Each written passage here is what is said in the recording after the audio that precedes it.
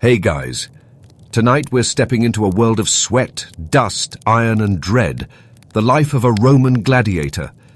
Picture the dim corridors beneath an arena, the clank of shackles, the smell of oil and leather, and men waiting for their turn to fight in front of thousands of strangers. You might imagine glory, but more often it was boredom, fear, hunger, and bruises that filled the days. And here's the reality check. You probably won't survive this. So before you get comfortable, take a moment to like the video and subscribe, but only if you genuinely enjoy what I do here. And I'd love to know, where are you listening from? And what time is it for you right now? Share your city and your local hour down in the comments. Now, dim the lights. Maybe turn on a fan for that soft background hum, and let's ease into tonight's journey together. If you were unlucky in ancient Rome, or if you were born into the wrong circumstances, your path could end at the gates of a gladiator school. For some, it was punishment. Slaves captured in war, criminals condemned to fight, or men who had rebelled against Roman authority. For others, surprisingly, it was voluntary. Free men, often desperate for money or fame, sometimes signed contracts to serve as gladiators. But the freedom was relative. Once you stepped inside the ludus, the training barracks, you gave up most of your rights. You became property of the lanista, the manager and trainer of gladiators. Life inside the ludus was strictly regimented. A gladiator's day was ruled by routine. The morning began not with battle, but with food, hearty, filling meals that might surprise you. Far from starving their fighters, trainers wanted bulk. Archaeological evidence from gladiator cemeteries suggests they ate a diet heavy in barley, beans, and other plant-based staples. Meat was far less common than Hollywood likes to show. These meals built glutapin, PA protective layer of fat, practical because it cushioned cuts and reduced the risk of fatal injury. In essence, gladiators were fed like athletes, but trained like prisoners. Training sessions stretched across long hours. The weapons weren't always sharp. Often, they were wooden versions of swords and spears, heavier than the real thing. This built strength, stamina, and technique. Each man was drilled to fight in a particular style, matched to his body type and skill. Some became secutors, with heavy helmets and short swords, meant to face lightly armed opponents. Others were trained as retiarii, net fighters armed with a trident and a weighted net designed to frustrate and exhaust. The variety was deliberate. The games were staged like theatre, pairing contrasting fighters for maximum spectacle. But while training made gladiators strong, life inside the barracks stripped away individuality. Discipline was strict. Disobedience could mean flogging, isolation, or even execution. The lanista demanded obedience not only in the arena, but in every moment of daily life.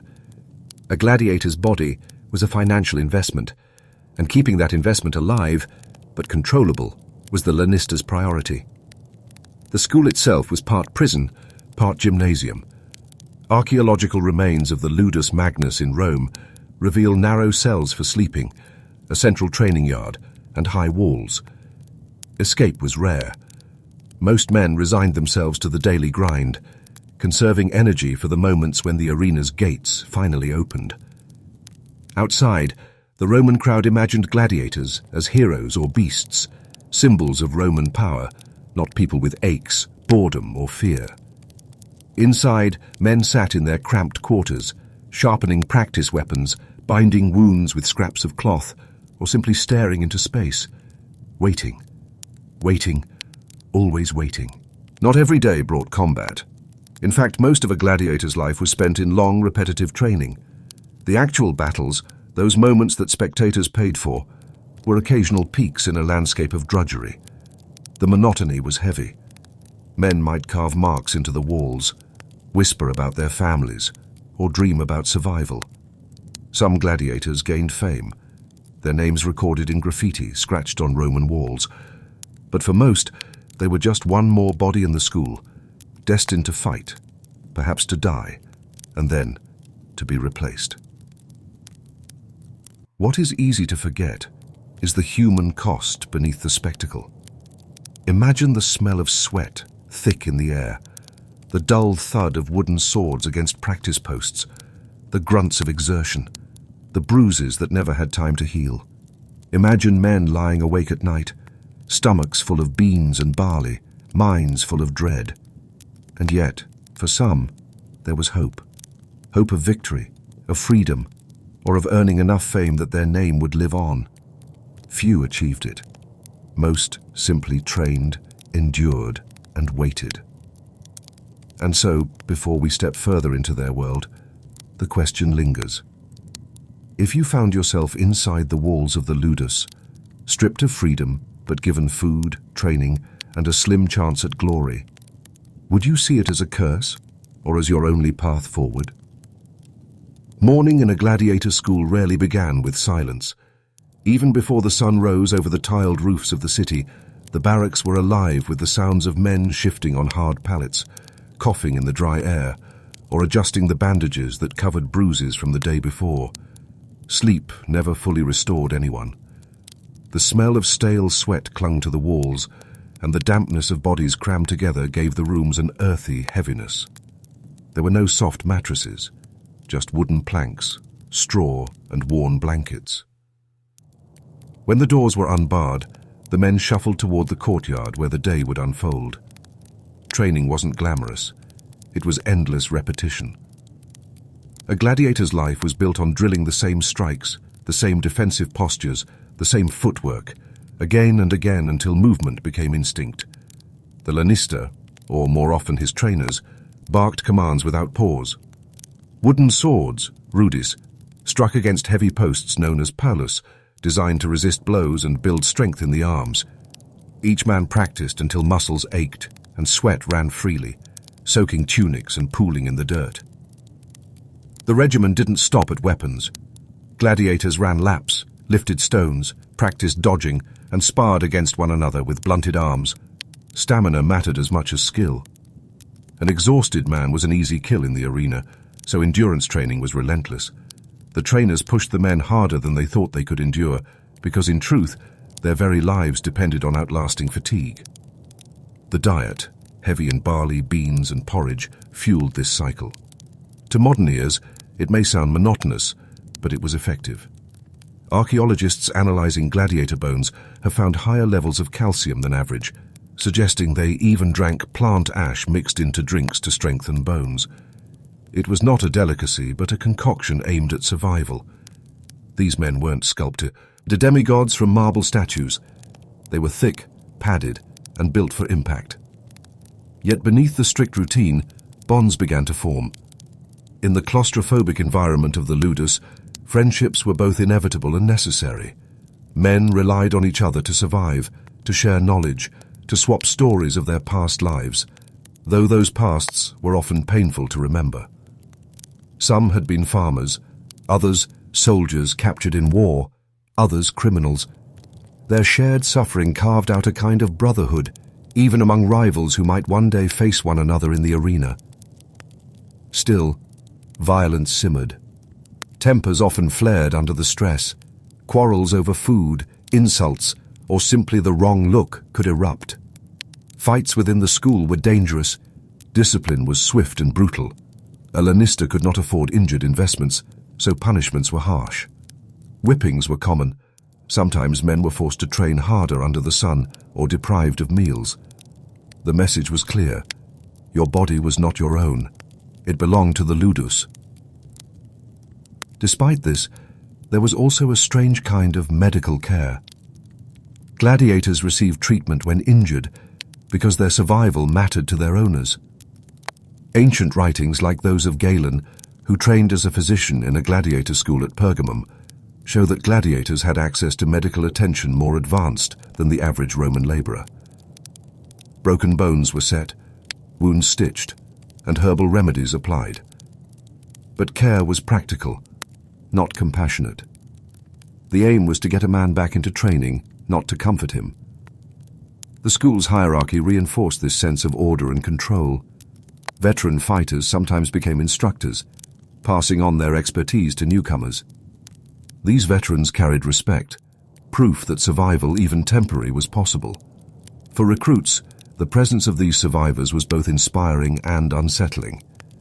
They saw in them the promise of skill and endurance, but also the reminder that no one survived forever.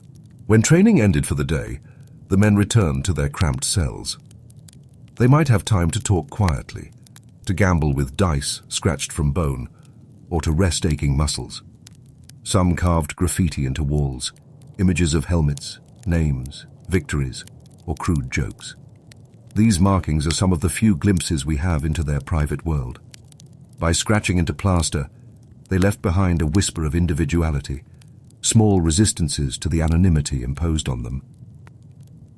The outside world was never far away, though unreachable.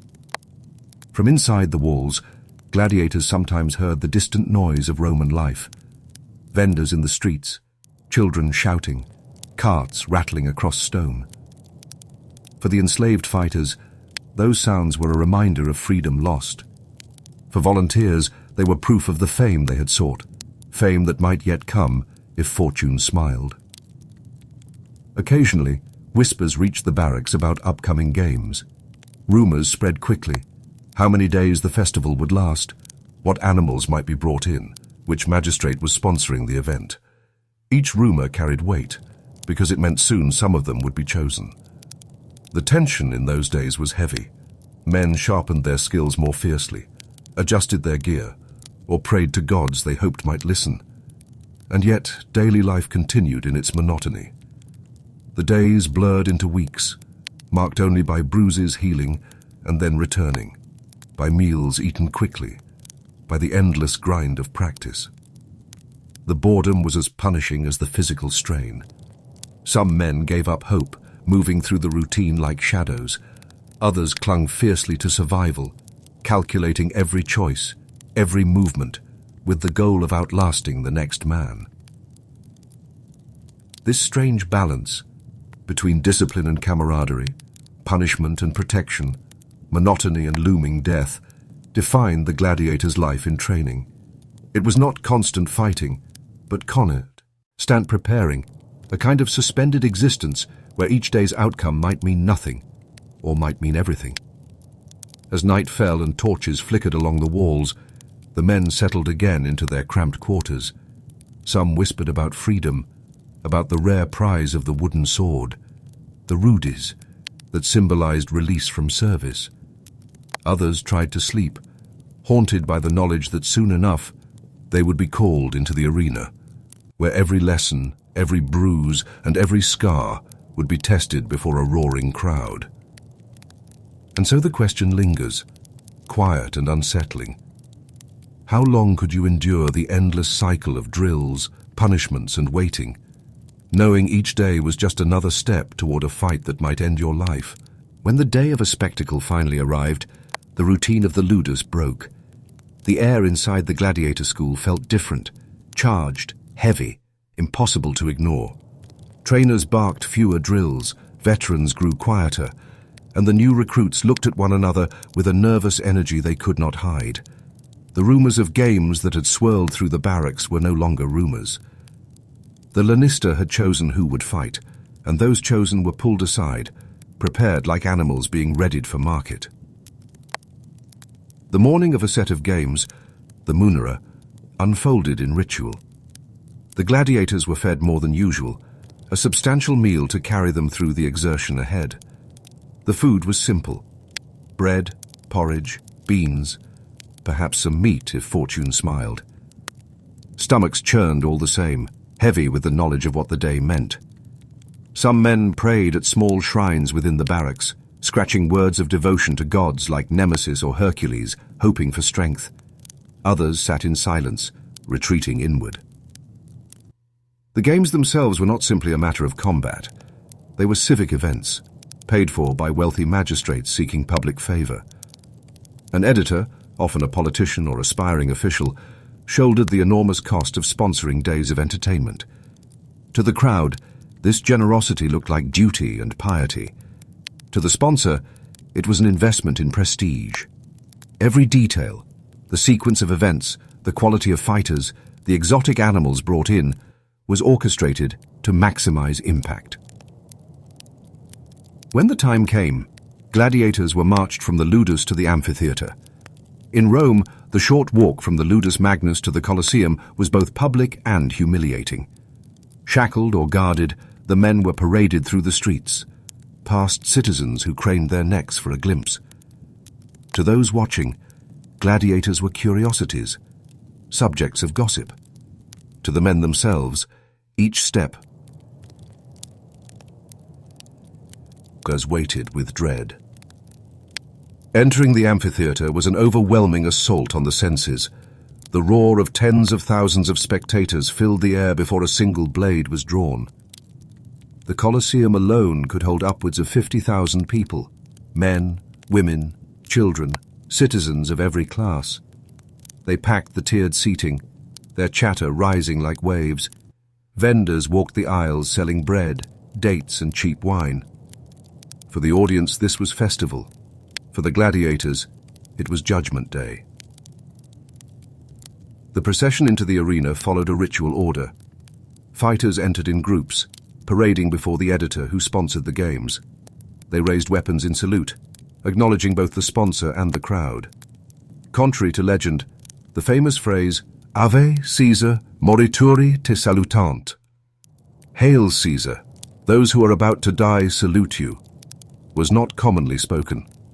It appears in only one recorded incident, but the myth endures. More likely, gladiators performed salutes tailored to the occasion, showing respect to the sponsor who held their fates. Before combat began, there were ceremonies and warm-ups. Gladiators were paired off in contests that balanced spectacle. The heavily armed secutor might be matched with the lightly armed retiarius, their contrasting equipment designed to entertain. The crowd anticipated these pairings, debating favorites, shouting wagers. Bookmakers circulated freely, and money exchanged hands as easily as cheers. The first clashes often began cautiously. Gladiators were trained to pace themselves, to probe an opponent, to measure distance and timing. To the crowd, this was theatre as much as sport. They cheered for bold strikes, jeered at hesitation, and laughed when a fighter stumbled. The sound was relentless, a tidal wave of noise pressing down on the men in the sand. Beneath the helmets, vision was limited. A secutor's helmet, with its small eye holes, restricted sight and trapped heat. Breathing was labored. Sweat quickly turned helmets into ovens, blurring thought with exhaustion. The sand beneath their sandals was hot, coarse, and sometimes clotted with blood from earlier bouts. Every movement demanded precision, because a single mistake could end everything. The weapons, while sometimes blunted in practice, were sharp in the arena. A gladius could pierce deeply, a trident could skewer. The fighting was real, even if not always to the death.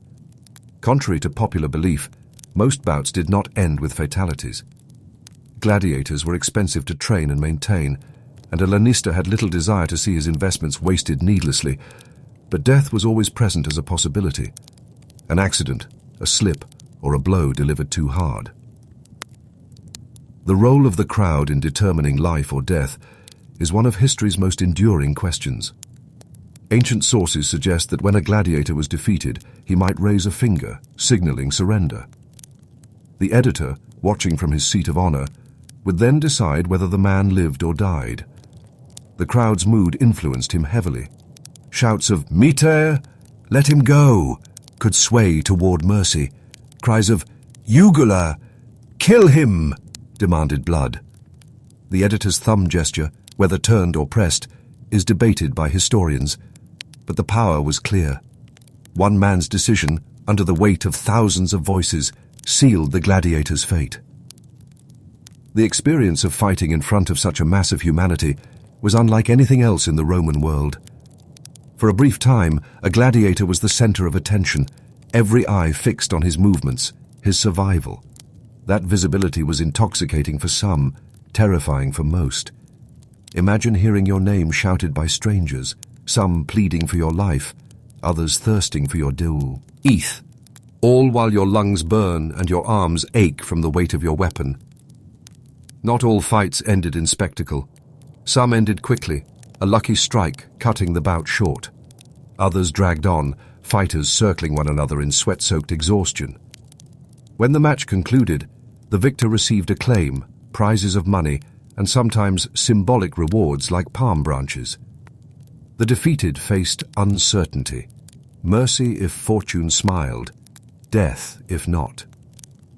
Between fights, the arena floor was swept, bodies dragged away, sand raked over blood.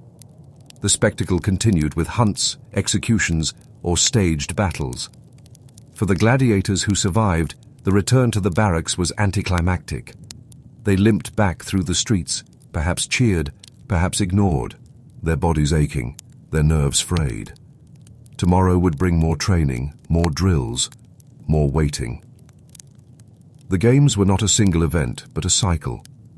Festivals could last days, sometimes weeks. Gladiators might be summoned multiple times, or spared for the next occasion.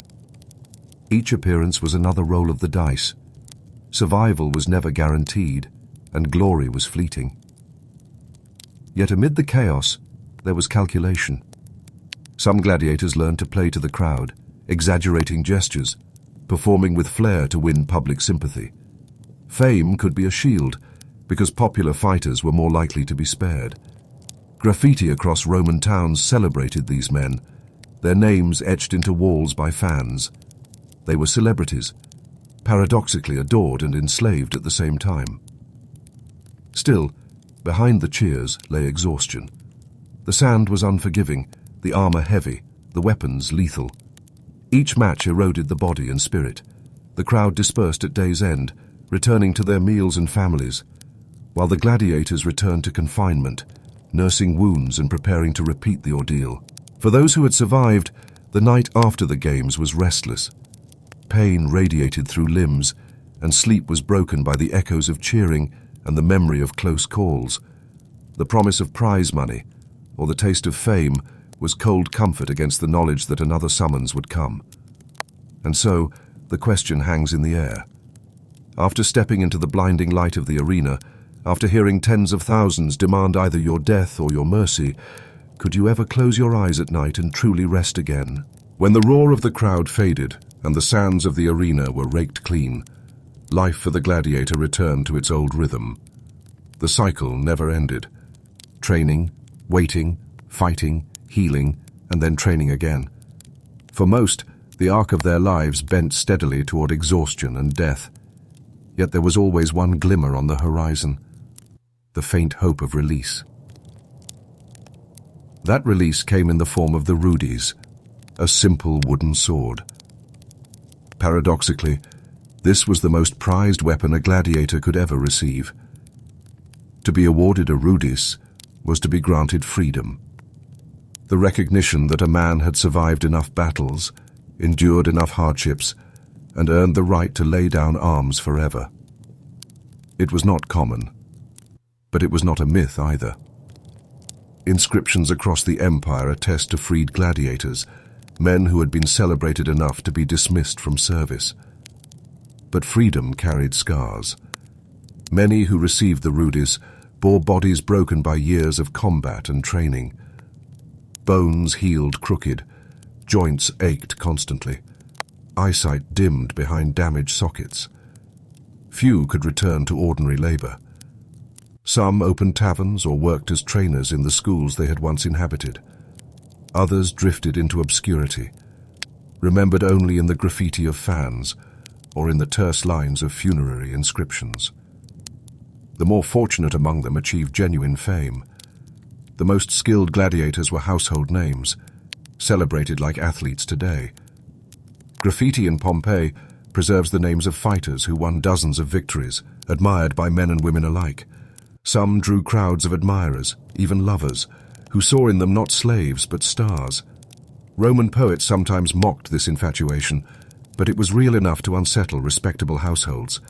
A gladiator could be both despised as dishonorable and adored as irresistible. For those who did not win freedom, life's end was far less glorious.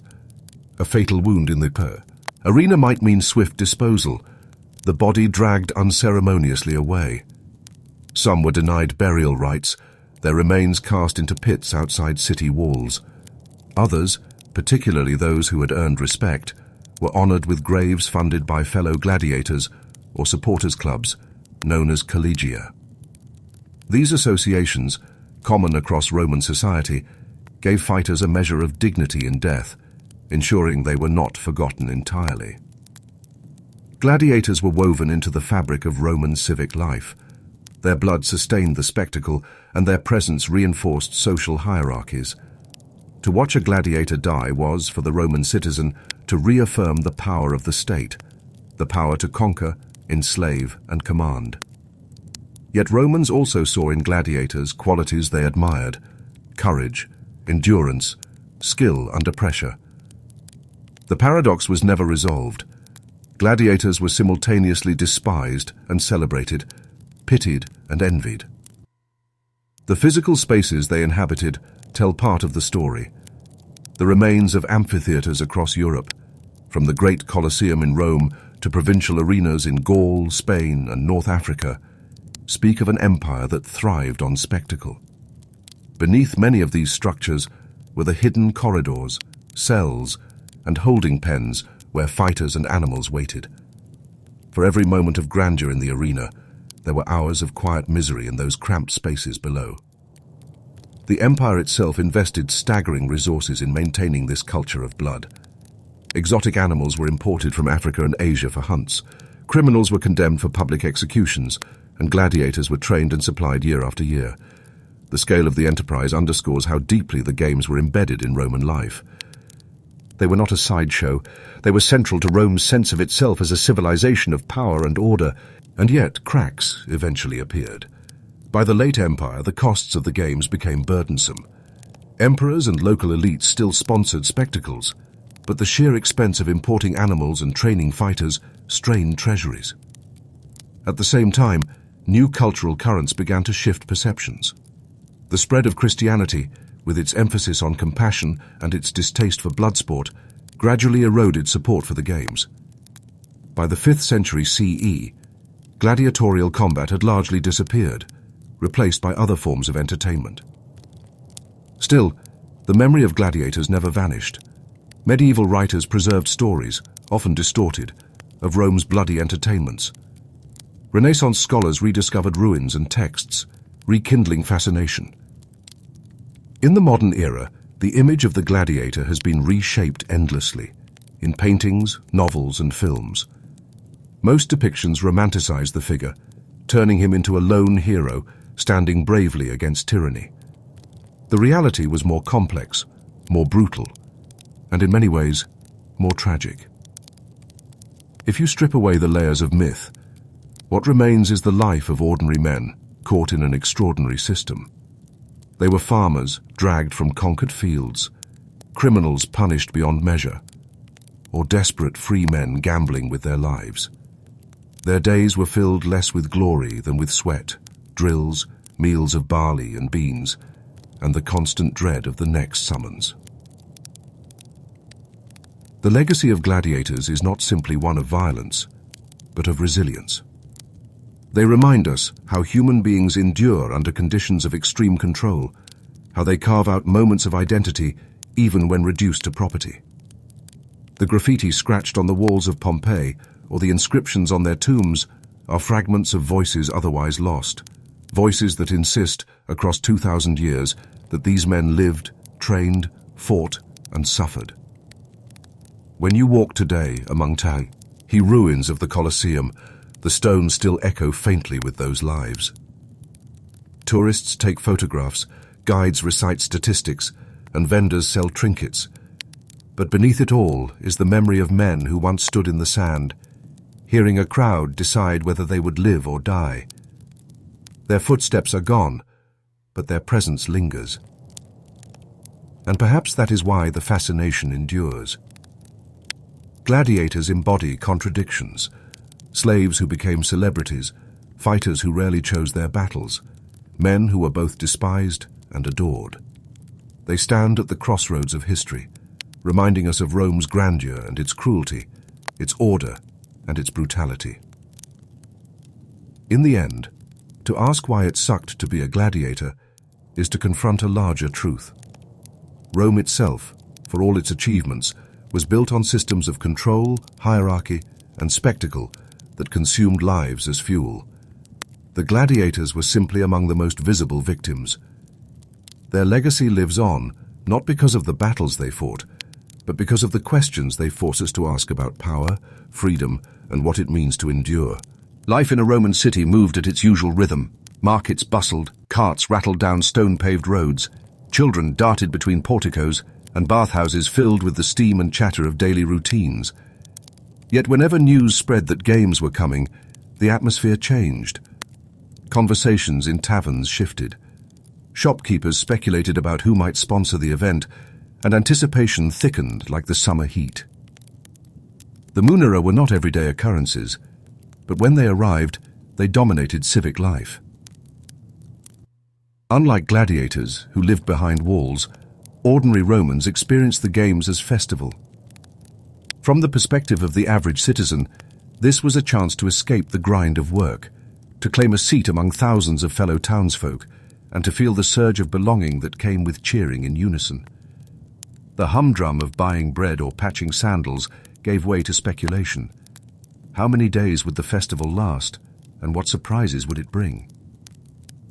At the heart of the spectacle was the editor, the sponsor of the games. In Rome itself, this was often the emperor or a high-ranking official. In provincial towns, it might be a wealthy magistrate or rising politician. Sponsoring games was staggeringly expensive, importing animals, outfitting fighters, maintaining amphitheaters, and providing entertainment for days. But it was also a tried-and-true way to win popularity. A generous editor could inscribe his name into local memory, ensuring that when election time came, citizens would recall the bread and blood he had provided. Preparations began weeks, sometimes months in advance. Notices were painted on walls, announcing dates and promising the scale of the spectacle. These programmata, preserved in Pompeii and other cities, reveal the practical details, the names of gladiators scheduled to fight, the length of the festival, and the identity of the sponsor. For city Zens, reading these painted advertisements was like scanning a poster for a modern concert or sporting event. They sparked debates. Was this fighter any good? Would exotic animals appear? Could this sponsor outshine the last? The amphitheater itself was readied carefully. Seating areas were cleaned, repairs made to staircases or awnings, and arrangements for crowd control set in place. Vendors prepared to flood the venue with trays of nuts, fruit, bread, and cheap wine. The games were as much about food and socializing as about combat. For poorer citizens, they offered a rare chance to eat well, as editors often distributed free rations in association with the spectacle. The excitement spread across social classes. For the wealthy, the amphitheater was an opportunity to display status, sitting in the best seats close to the action. For the middling citizens, it was a chance to participate in civic life, to be part of something grand. For the poor, it was simple entertainment, a break from toil. Even slaves, if permitted by their masters, could attend, pressed into the uppermost tiers of the seating. The games united a city, if only temporarily, in shared focus.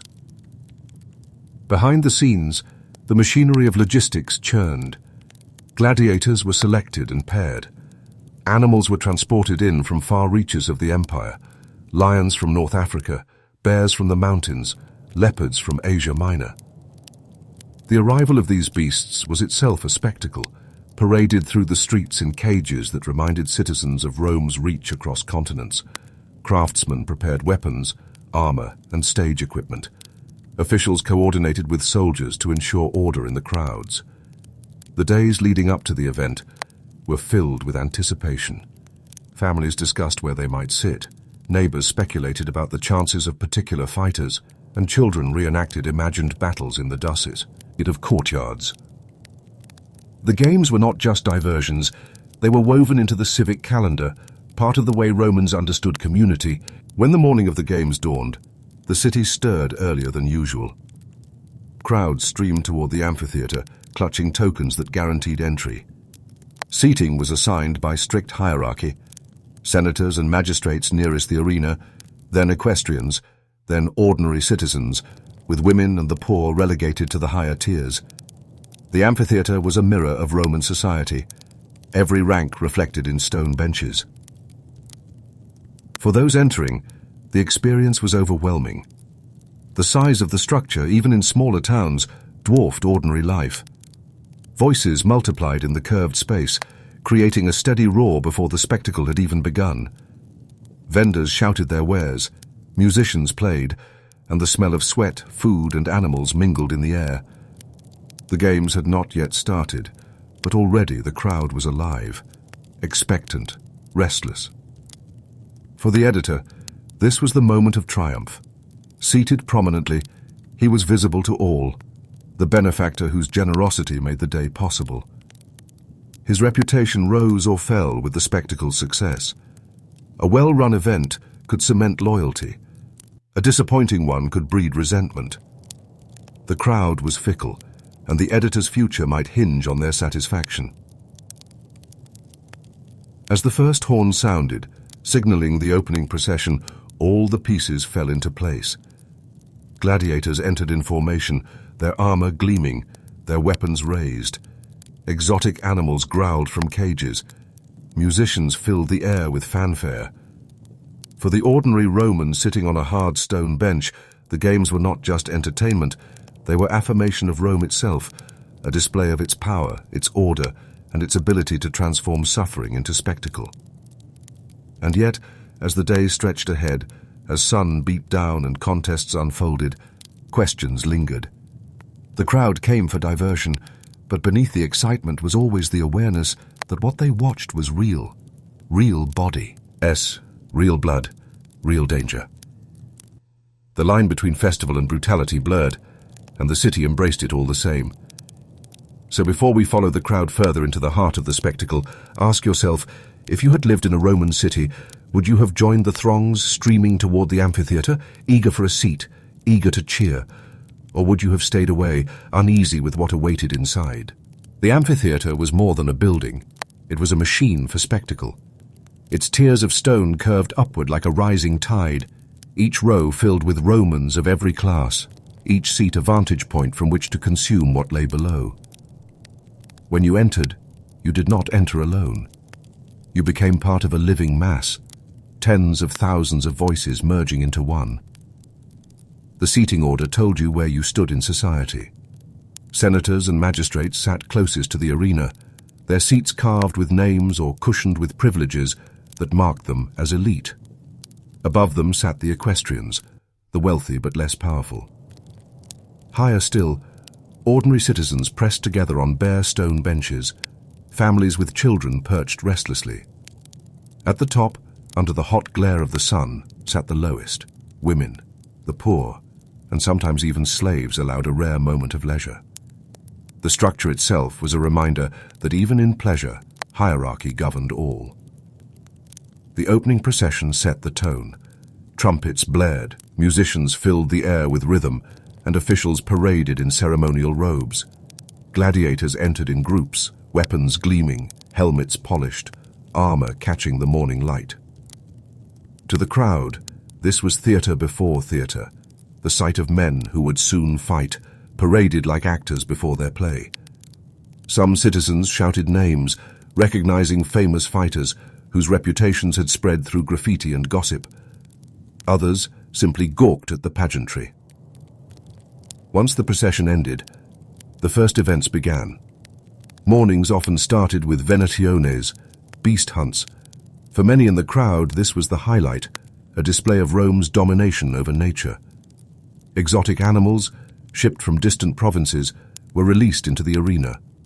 Lions from North Africa, bears from the mountains, leopards from Asia, creatures many citizens had never seen before except in mosaics or stories. Hunters, armed with spears or bows, confronted them in staged battles. Sometimes animals were pitted against one another, their instincts manipulated for entertainment.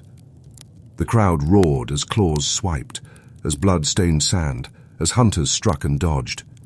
Children squealed in delight, men shouted wagers, women covered their eyes but peeked between fingers. For the spectators, it was wonder and horror combined. For the animals, it was slaughter, part of a system that consumed life to feed the Roman appetite for spectacle. After the hunts came executions.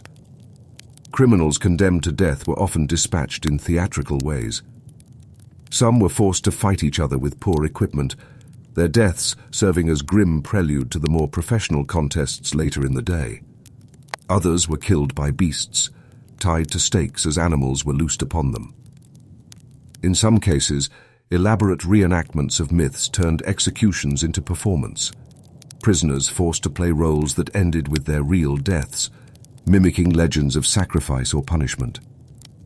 To modern ears, this seems grotesque, but for the Roman crowd, it was both justice and entertainment. The amphitheater was where the state displayed its power to punish. The deaths of criminals reinforced order, a warning to all who watched. And so the crowd cheered, or jeered, or simply watched with the detachment of people accustomed to violence woven into public life. By midday, the heat grew heavy.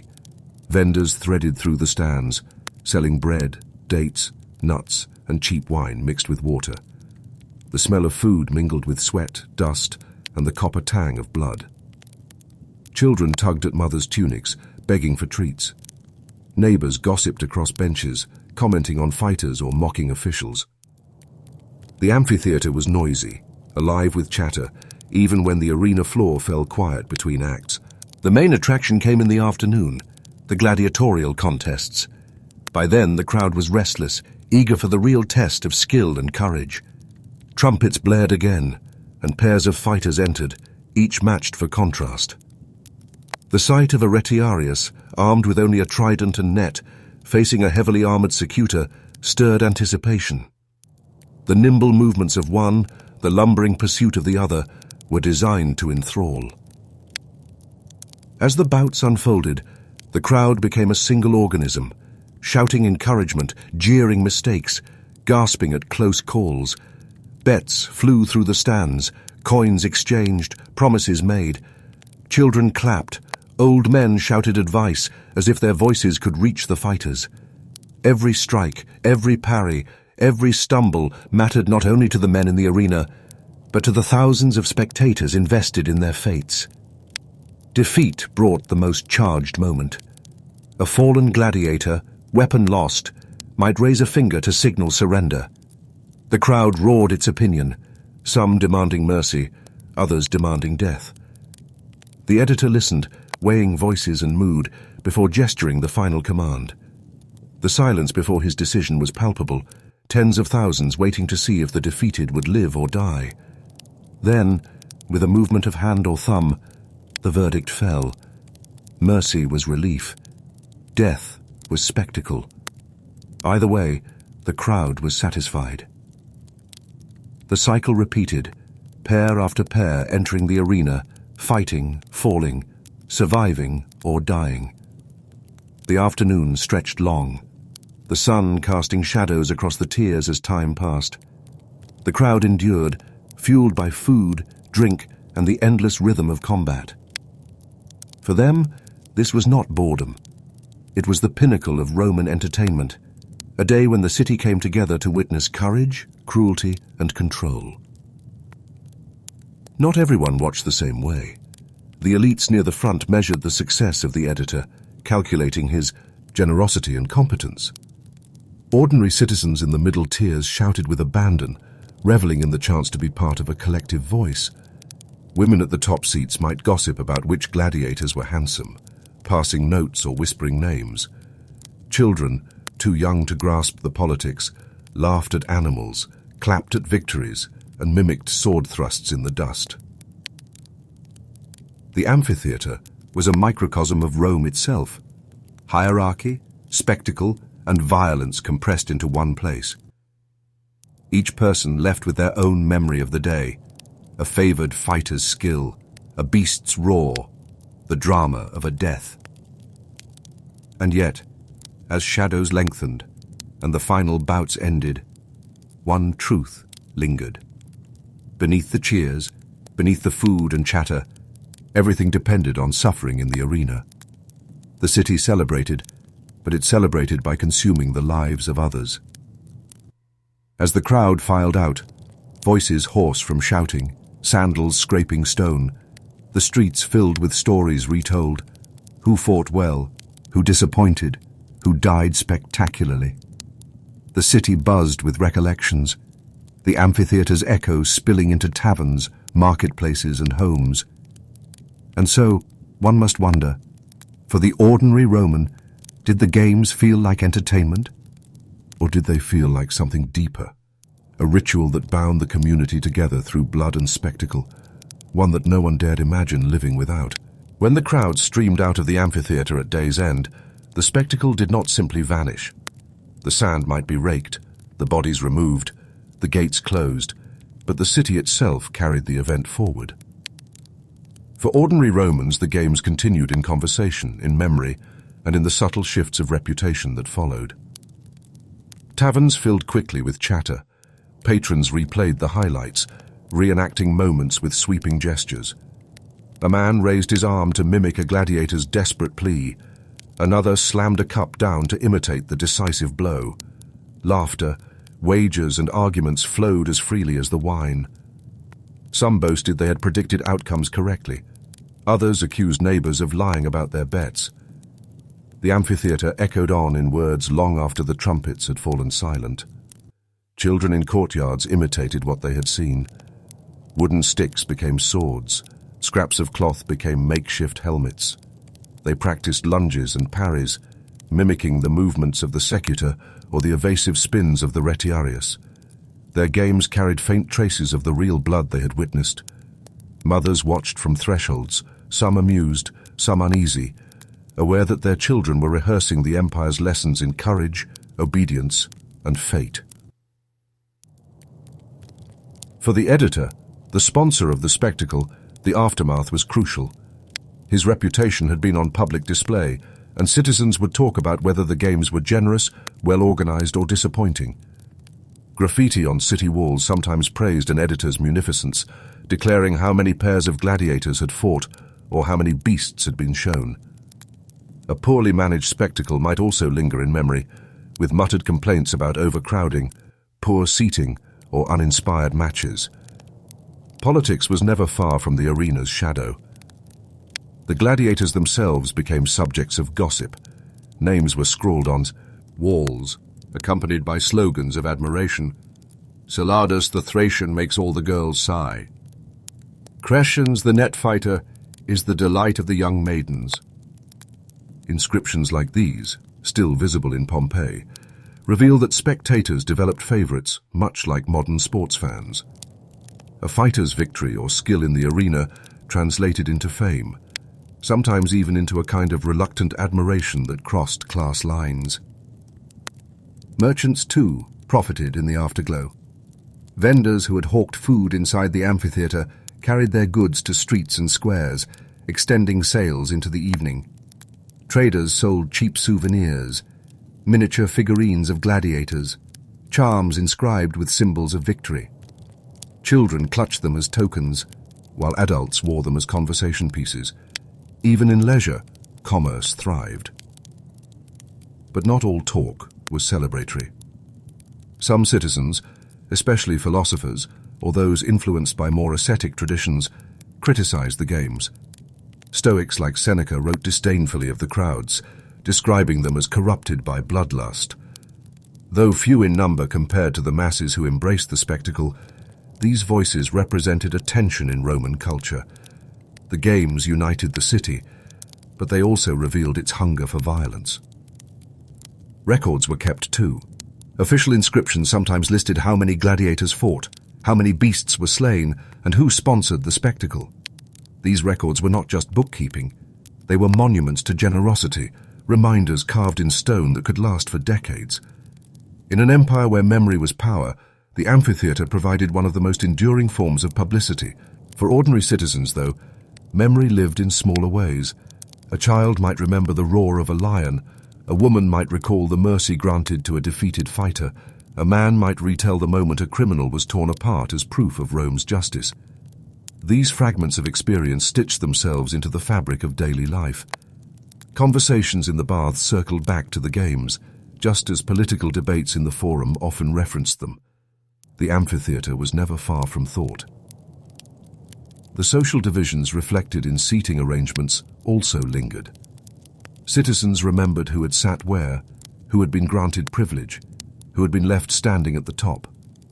The amphitheatre reinforced the hierarchy of Roman society, not just during the games, but in the days after, when recollections reminded everyone of their place. Sometimes the games spilled into festivals. Victories in the arena might be celebrated with banquets or local gatherings. Processions paraded gladiators through the streets, particularly if they had won fame. Children shouted their names, women whispered admiration, men measured their bravery against ideals of Roman masculinity. The city basked in the glow of the spectacle, extending its impact well beyond the walls of stone. And yet, there was unease as well. The games demanded a constant supply of bodies, fighters, criminals, animals. Citizens knew that someone had suffered to provide their entertainment. For most, this was accepted without reflection. It was simply part of life. But for some, the spectacle left lingering questions. Could pleasure built on pain ever truly satisfy? Was the crowd's joy worth the price paid in the arena? Religious rituals also intersected with the games. The blood spilled in the sand was sometimes framed as an offering to the gods, a continuation of Rome's traditions of sacrifice. For devout citizens, this gave meaning to what they saw. The arena became not only a theatre, but also a temple of sorts, where the empire's values of courage, discipline, and punishment were sanctified in blood. As days passed, the memory of one set of games gave way to anticipation of the next. Notices appeared on walls, graffiti spread, and citizens speculated about when the next spectacle would come.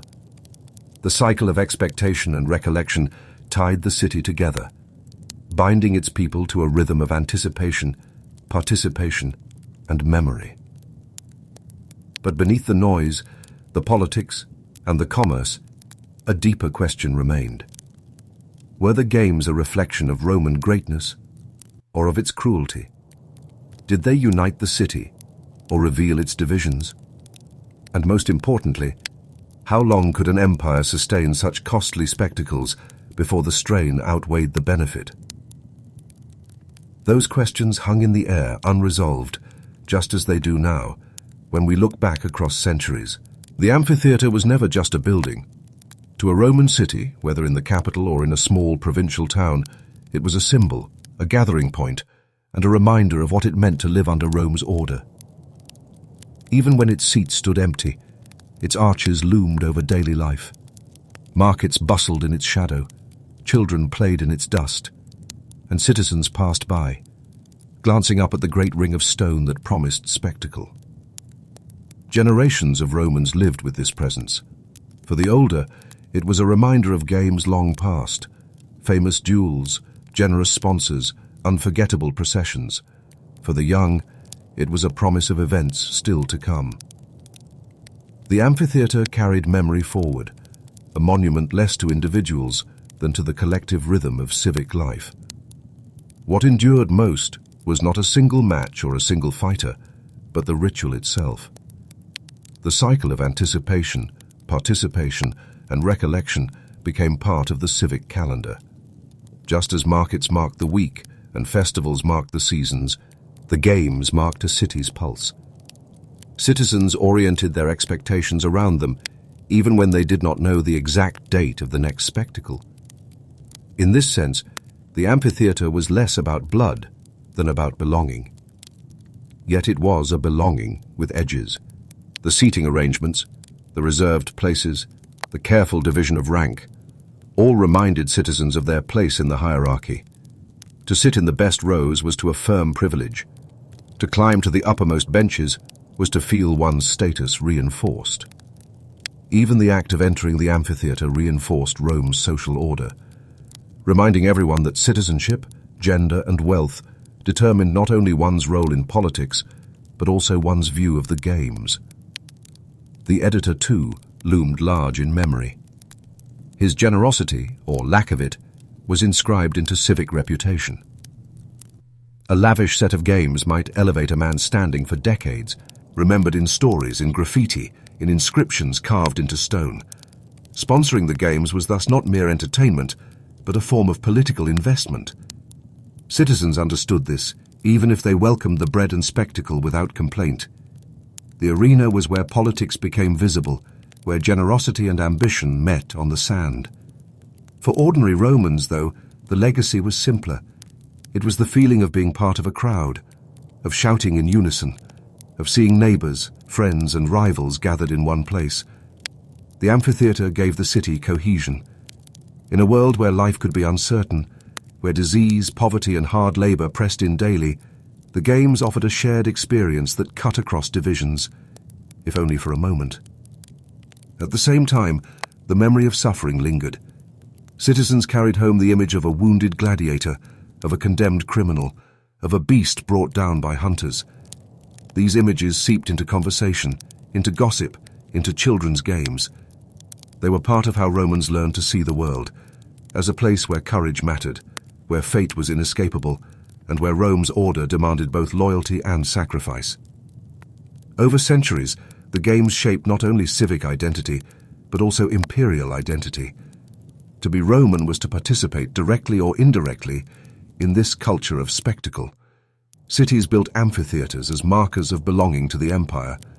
Even far from Rome, in Gaul, in Africa, in Asia Minor, the amphitheater proclaimed Rome's presence. It told local populations, "You are part of this system, you are under this order, you share in these spectacles." The physical legacy remains. Amphitheaters dot the landscape of Europe, the Middle East, and North Africa, their stones weathered but enduring. Some are grand, like the Colosseum in Rome. Others are modest, barely distinguishable from ruins of houses. Yet all testify to the central role of spectacle in Roman civic life. For modern eyes, they are tourist sites, reminders of a distant past. For Romans, they were lived spaces, central to community. And within those stones lingers the memory of sound, the roar of a crowd, the blare of horns, the commands of officials. Even in silence, the amphitheater speaks of what once was.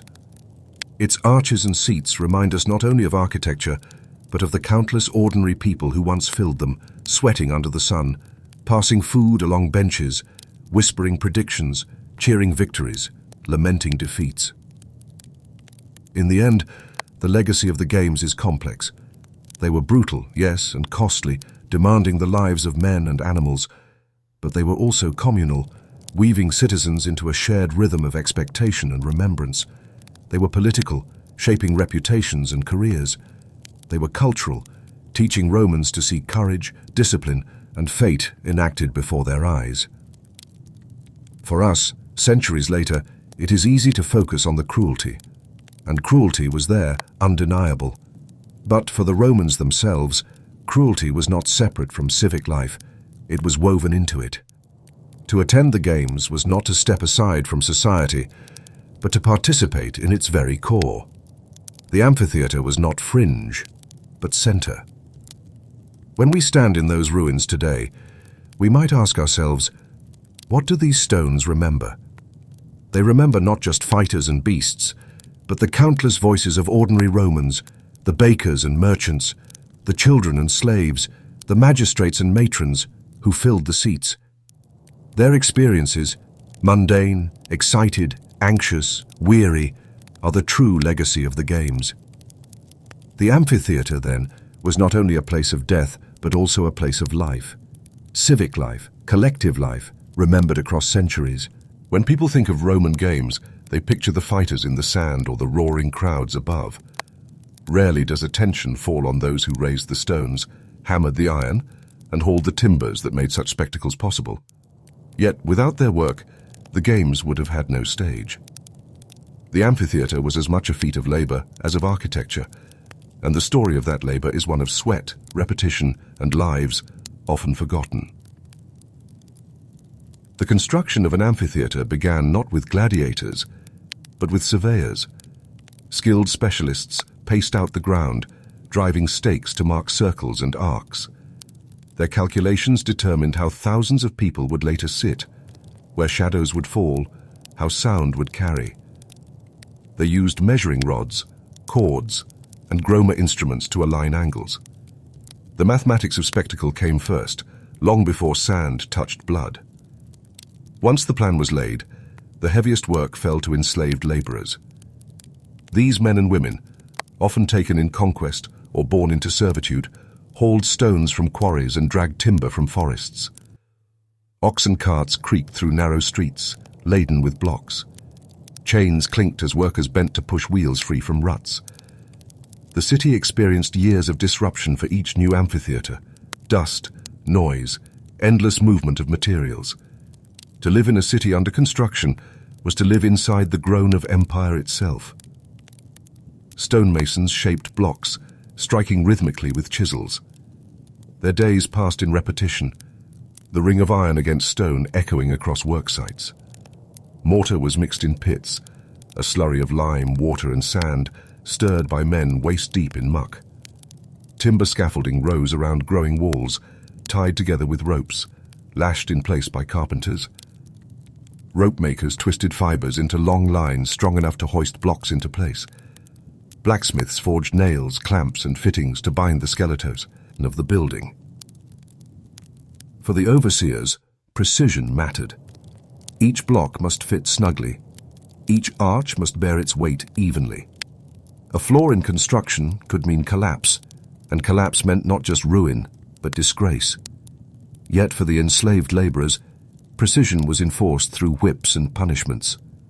Fatigue did not excuse mistakes. Injuries were common: crushed hands, broken limbs, exhaustion under summer suns. Few records tell their names, yet their bodies shaped the empire's most enduring monuments. As amphitheaters rose, the city adapted around them. Temporary workshops sprouted, smithies hammering tools, kilns firing tiles, pits for lime burning. Whole neighborhoods bent toward construction, providing food, drink and shelter for laborers. Merchants sold bread and cheap wine to tired workers. Children scoured sites for scraps of metal or wood to reuse. Construction did not simply build a monument, it altered the daily life of everyone nearby. Water and drainage posed particular challenges. An amphitheater was not just seats and sand, it was a machine for crowds. Drains had to carry away rain, blood, and waste. Channels were dug beneath the structure, sometimes vaulted, sometimes lined with stone slabs. Cisterns were built to provide water for cleaning, for animals, for refreshment of spectators. Hydraulic engineers, trained in aqueduct design, lent their knowledge. Without these hidden systems, the spectacle could not function. Once the structure stood, decoration followed. Columns, arches, and reliefs adorned the exterior. Sculptors carved scenes of victory, masks of comedy and tragedy, symbols of power. Painters applied bright pigments, reds, yellows, blues, though these have long since faded. What we see now as grey stone was once vivid. Enslaved artisans, often Greek or provincial, brought skill to these embellishments, yet their names too were lost in anony. Mighty, behind the grandeur, practical spaces were built for the unseen work of games. Corridors for gladiators, cells for animals, storage rooms for equipment, all hidden beneath the seating. Trapdoors were constructed, mechanisms of wood and rope designed to raise cages or platforms into view. Carpenters and mechanics labored on these contraptions, their ingenuity concealed beneath the sand. When the amphitheater finally opened, its completion was marked with ceremonies, sacrifices, and speeches. Yet for those who built it, there was little pause. Maintenance began almost immediately. Stones shifted, timbers warped, drains clogged. Workers remained tied to the building, patching cracks, tightening fittings, repairing seating. The amphitheater was not a finished monument, but a living system of constant upkeep. Think for a moment of a day after heavy rain. The sand turned to mud, the drains backed up, the stairways grew slick. Workers arrived before dawn to sweep, to shovel, to cart away muck. They raked new sand over the arena floor, sometimes spreading powdered chalk to absorb moisture. Their presence was constant, invisible to spectators, yet essential to the smooth operation of every show. Consider also the woodworkers who built temporary structures, barriers, awnings, scaffolds. The great awning, the velarium, required ropes, pulleys and masts. Sailors from the fleet often helped manage it, but carpenters built its frames, repaired its spars, adjusted its rigging. Without their hands, spectators would have baked in the sun, their tempers shortened, their praise diminished. Comfort rested on hidden labor. The amphitheater also needed a constant flow of supplies. Sand had to be replenished, for it was soaked with blood after each spectacle. Records suggest ships brought sand from specific quarries known for its texture and color. Carts delivered it to the arena worker, as shoveled it across the floor, spreading it evenly. Few spectators thought of the journey of each grain, yet the spectacle depended on it. Animals, too, required unseen labor. Before they entered the arena, they had to be housed, fed, watered. Enclosures needed cleaning, fodder had to be brought in, waste had to be removed. This fell to low-status workers and slaves, who endured stench and danger alike. A lion might lunge at a careless hand, a bull might kick through a pen. Even outside the arena, the risks of spectacle weighed heavily on laborers. All of this, the construction, the maintenance, the supply, was the foundation of what spectators later enjoyed.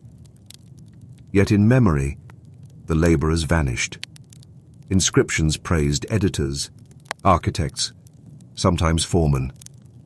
Rarely did they note the hands that hauled stone, mixed mortar, raked sand.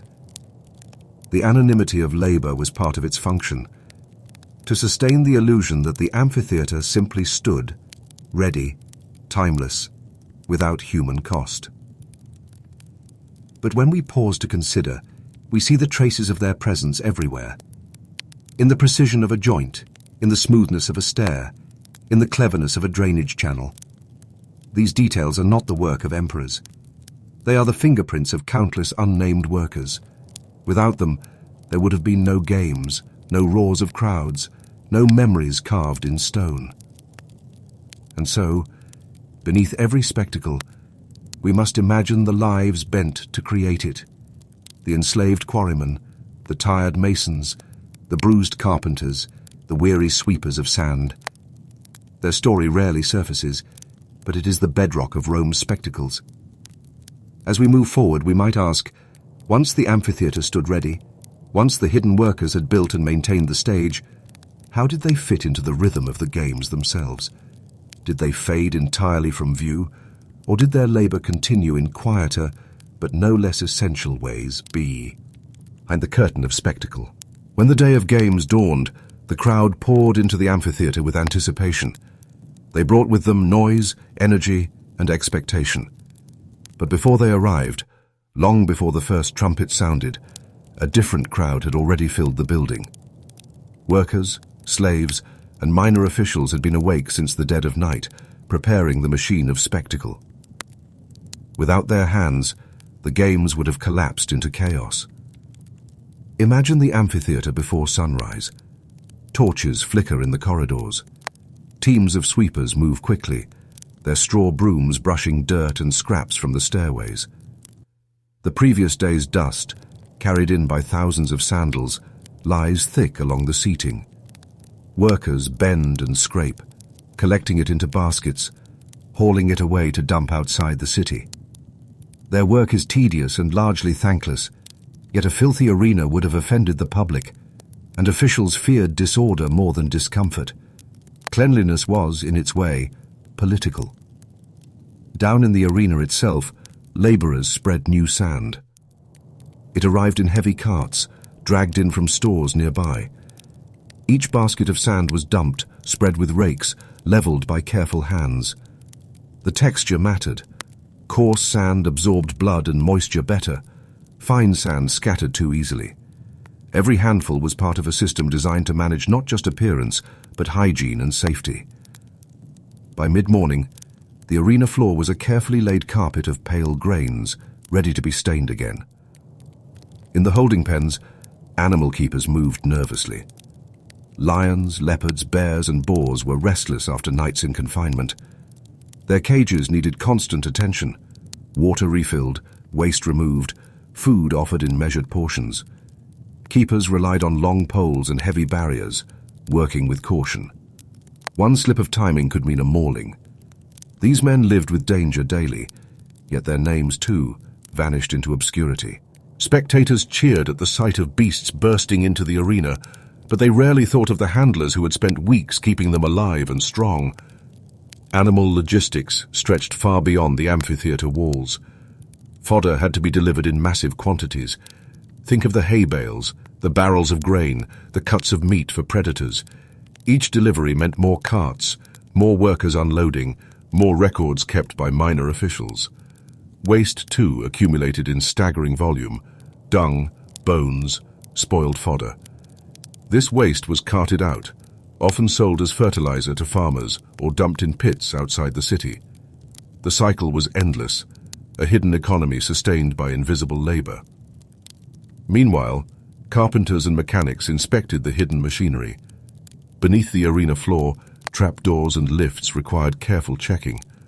Wooden platforms had to slide smoothly, ropes had to hold firm, pulleys needed greasing. A single failure could disrupt the show, or worse, humiliate an editor who had promised marvels. Crews moved quietly in the half-dark, lanterns swinging, testing weights, replacing frayed cords. They were engineers of spectacle, though no one called them such. Their reward was silence. No applause when a platform rose smoothly, only punishment if it failed. Guards also filled the corridors. They were not soldiers of glory, but low-ranking watchmen, tasked with keeping order among gladiators, slaves, and animals. Keys clanked at their belts, clubs rested in their hands. They patrolled the cells where fighters waited, ensuring no escape or brawl erupted. In the holding areas, they kept handlers in line, making sure beasts were secured until the proper signal. Theirs was a dull vigilance, hours of standing in dim corridors, broken only by sudden shouts or the crack of a whip. As dawn turned to day, the amphitheater began to breathe with more voices. Food sellers arrived, carrying trays of bread, sausages, olives, and cheap wine. Water sellers balanced skins across their shoulders, ready to climb into the stands. Vendors competed for space and customers, shouting their wares in sharp voices. Officially, they operated under licenses. Unofficially, many bribed guards to gain entry. Their presence created an undercurrent of economy inside the games, one that spectators accepted as part of the atmosphere. Behind each tray of food stood bakers, butchers, vintners, all part of a supply chain woven into spectacle. For the workers, timing was everything. The editor, the man sponsoring the games, demanded smooth progression. If gladiators were late to the sand, if animals failed to appear, if the crowd grew restless, blame fell not on chance, but on those in the shadows. Whips cracked not only in training schools, but backstage in the amphitheater itself. Foremen barked orders, slaves ran at a trot, sweat dripped onto stone floors. Efficiency was enforced by fear. During the games, workers continued unseen. Between bouts, sweepers rushed into the arena to rake sand, covering bloodstains, scattering fresh layers. Others carried out corpses, both human and animal, using stretchers, carts, or dragging by ropes. The crowd sometimes jeered at delays, urging them to hurry. Their labor was exposed, but unrecognized, their presence tolerated only as interruption. Each removal was a grim necessity, without which the spectacle could not proceed. Water carriers served another role beyond quenching thirst. After executions or heavy animal combats, the arena floor might be drenched. Crews poured water to wash away gore, then raked again, blending damp sand with dry. This cycle repeated endlessly through long days of games. For the workers, it meant backbreaking efforts, under the gaze of tens of thousands, who noticed them only as obstacles between one entertainment and the next. Consider the strain of such days.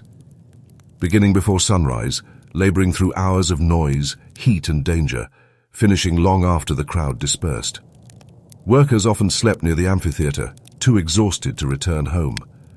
Temporary shelters, crowded and foul-smelling, served as their rest. Pay, when it came, was minimal. For slaves, it was non-existent. Their sustenance was food rations, nothing more. And yet some found niches of relative stability. Certain families of free poor became tied to amphitheater work across generations: sellers, sweepers, animal keepers. Records hint at individuals who specialized in particular tasks, gaining modest recognition among colleagues, if not among citizens at large. They lived on the margins of glory, never honored, but never entirely excluded from Rome's greatest gatherings. Behind the apparent chaos of the games, then, was a structure of labor as intricate as the fights themselves.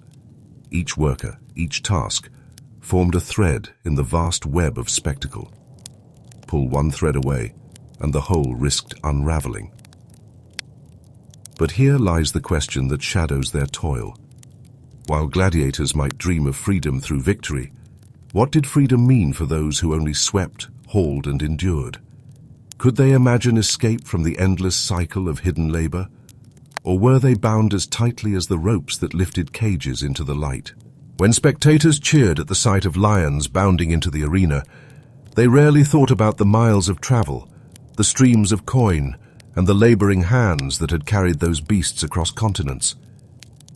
And when gladiators faced one another beneath the sun, few wondered who had stitched their leather armor, who had smelted the iron of their swords, or who had carved the wooden practice weapons they trained with. Yet the games were not self-contained. They rippled outward into the economy of Rome and its provinces, binding together farms, workshops, ships, and markets into a single chain of supply. At the base of that chain lay the countryside. Amphitheater days demanded staggering amounts of food, not only for the thousands of spectators, but for the fighters, the animals, and the workers who served them. Farmers near a city often found themselves drawn into this demand. Bakers needed grain, brewers needed barley, shepherds supplied meat. An editor planning games might contract with multiple estates to ensure steady deliveries in the weeks before. For the landowner, such orders meant profit, though often accompanied by pressure. Fail to deliver, and one risked the wrath of city magistrates or wealthy patrons. Animals created even heavier demands. Exotic beasts might be transported from Africa, Asia, or northern Europe, but once they arrived, they still required daily care. Oxen for pulling carts, sheep and goats for feeding carnivores, pigs for sacrificial rituals, all had to be purchased from local herdsmen.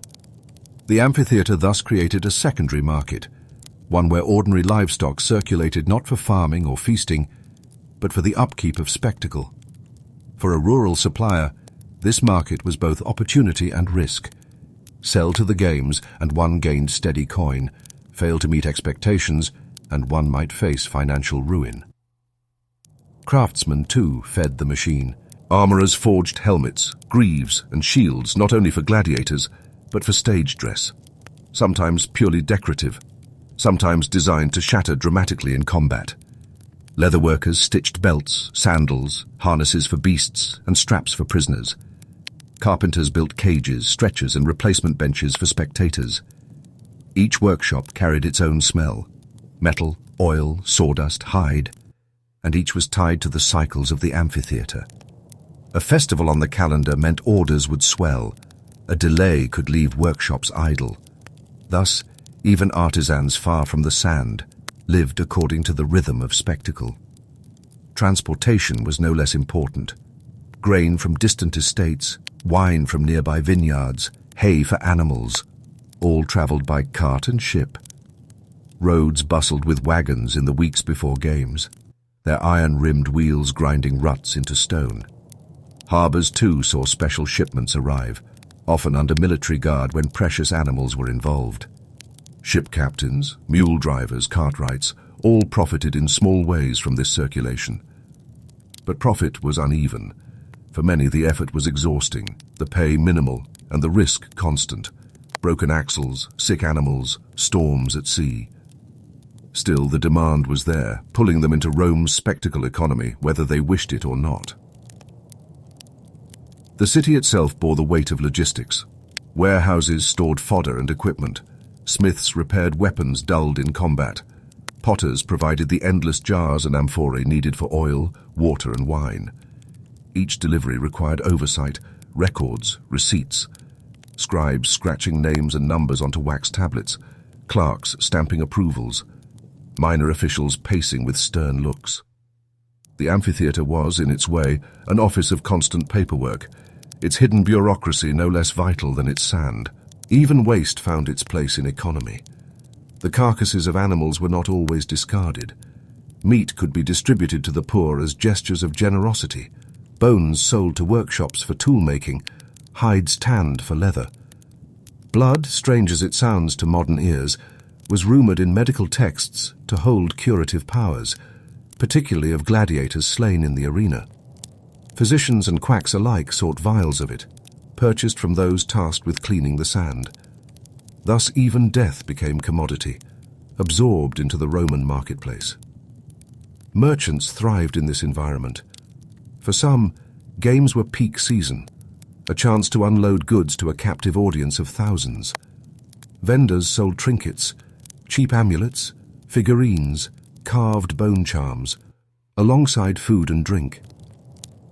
Children clamoured for treats, adults bargained for a better cup of wine, and money changed hands endlessly. Behind every vendor was a chain of producers, bakers, vintners, butchers, artisans. The amphitheatre was not just a site of consumption but of redistribution, moving wealth in countless small streams through the city. The scale of these networks was enormous, yet unevenly visible. Citizens noticed the sellers in the stands, perhaps even recognized familiar faces. But they did not see the farmers who cut hay at dawn, the smith who hammered iron until sparks burned his skin, or the carter who drove his mule through rain-slicked roads. These figures were hidden, their labour woven into the spectacle but rarely acknowledged. Without them, though, the games would have collapsed. Some provinces felt the pull more strongly than others. North Africa, rich in wild animals, supplied Rome with lions, leopards, and ostriches. Its hunters, trappers, and traders entered a dangerous economy, risking life to capture beasts demanded by distant cities. Egypt provided grain, ensuring food for swelling crowds. Spain's mine supply eyed the iron for weapons, while Gaul's forests gave timber for construction. The amphitheatre, though local in experience, was global in supply. To sit in its seats was to witness not just combat, but the reach of empire, every province contributing to Rome's hunger for spectacle. And then there was the shadow economy, the bribery, the smuggling, the unofficial deals. Licenses to sell food were supposed to be tightly controlled, but bribes to guards could open doors. Animal deliveries sometimes included substitutions. An older beast passed off as younger, a common bear sold as a rarer species. Weapons might be reused longer than regulations allowed, with officials looking the other way. Money flowed not only through official channels, but through countless small exchanges whispered in corridors, sealed with handshakes and coin. For ordinary workers, this web could provide opportunity. A carter might secure steady contracts hauling sand. A butcher might gain status as supplier to the games. But it could also trap families in cycles of dependence. Lose a contract, and ruin followed. Fail to deliver, and punishment could be harsh. The amphitheatre was both a source of income and a looming demand, its appetite never satisfied. The city as a whole bore the cost. Games drained resources, food, labour, coin, that might otherwise have gone to different uses. Some critics in Rome noted this strain, though most citizens welcomed the spectacle too much to care. For the poor, free food distributions outweighed concerns about budgets. For the elite, political gain outweighed financial cost. But beneath both stood the workers and suppliers who absorbed the hidden burdens. All of this raises a question. If the amphitheatre bound together so many threads of economy, what happened to those threads when the games ended? Did the merchants pack up? The carters return to farms? The smiths all their forges until the next festival? Or did the demand linger, reshaping lives permanently around the rhythm of spectacle? Centuries have passed since the last roar of a crowd echoed through a Roman amphitheatre. Grass now grows where once sand soaked up blood. The wooden benches have rotted away. The awnings have vanished into dust. And yet when you walk among the ruins, whether in Rome, Nîmes, Elgem or Pula, you still sense the presence of labour. Every stone was once lifted by a human hand. Every stair was once swept by a tired body. Every arch depended on the quiet work of people whose names never made it into the records. The legacy of that labour is not simply in what remains standing, but in what it changed. Amphitheatres altered the very geography of cities. They shaped street patterns, market locations, water systems. In some towns, neighbourhoods developed around them, providing housing for workers, stalls for vendors, storage for supplies. The footprint of an amphitheatre was more than stone. It was economic gravity, pulling people and resources into its orbit. Families adapted to that pull. For generations, some remained tied to the work of games. A father might have swept sand. His son might have carried water. His grandson might have mended harnesses for beasts. These were not glamorous roles, but they offered a kind of stability. In cities where games recurred annually, or even more frequently, the amphitheatre became a predictable employer. For the poor, predictability was rare and therefore valuable. Inscriptions, though sparse, hint at this continuity. A few commemorate familiae, households, connected to amphitheatre maintenance. One in Rome mentions a family of arenarii, literally sandmen, responsible for tending the arena floor. Another in Capua refers to a line of carpenters attached to the city's games. These are fragments, not full biographies, but they suggest that some roles passed down like craft guilds, unheralded yet enduring. And what of the enslaved? For me the amphitheatre was a site of unending toil, their labour extracted without reward. Yet some gained manumission through years of service. A freedman might then continue working for pay, using his experience as leverage. In rare cases, freed workers even rose to positions of supervision, still low in status, but higher than the chains they once wore. Such stories, when glimpsed in inscriptions or papyri, remind us that even in rigid systems, people found narrow paths toward change. Still, the majority remained invisible. When we read ancient sources, letters, speeches, histories, the workers of the amphitheatre barely appear. Authors wrote of editors and emperors, of gladiators and exotic beasts, but not of the man who cleaned the drains or the woman who baked the bread for vendors. Their silence in literature reflects their status in society, necessary but overlooked. The spectacle drew the eye upward, toward the sand, away from the shadows. Yet the material record resists total silence. Archaeologists uncover storage rooms beneath seating, filled with amphora shards, animal bones, broken tools. These traces speak of daily maintenance, of food prepared and consumed, of tools used until they snapped. In some cases, graffiti scratched into walls, names workers or offers crude jokes. These are fleeting voices, etched not for posterity, but for passing amusement. Still, they remind us that life persisted behind the facade of grandeur. The amphitheatre's legacy also lies in infrastructure. Drains, carved beneath the arena, still visible today, testify to the constant flow of water and waste. Channels for rainwater, blood, and runoff were engineered with care, and they endured. In some cities, these drainage systems were later repurposed for urban needs, long after the game ceased. What began as tools for spectacle became part of civic life. Similarly, roads improved to carry materials for amphitheatre construction often remained in use for centuries. Bridges built to transport stone blocks continued serving local traffic. Quarries opened to supply seats or columns sometimes became permanent industrial sites. The demands of the amphitheatre rippled outward, altering landscapes in ways that outlasted the spectacles themselves. And then there is the question of memory. Did the workers remember their labour with pride, with resentment, or simply with resignation? The answer likely varied.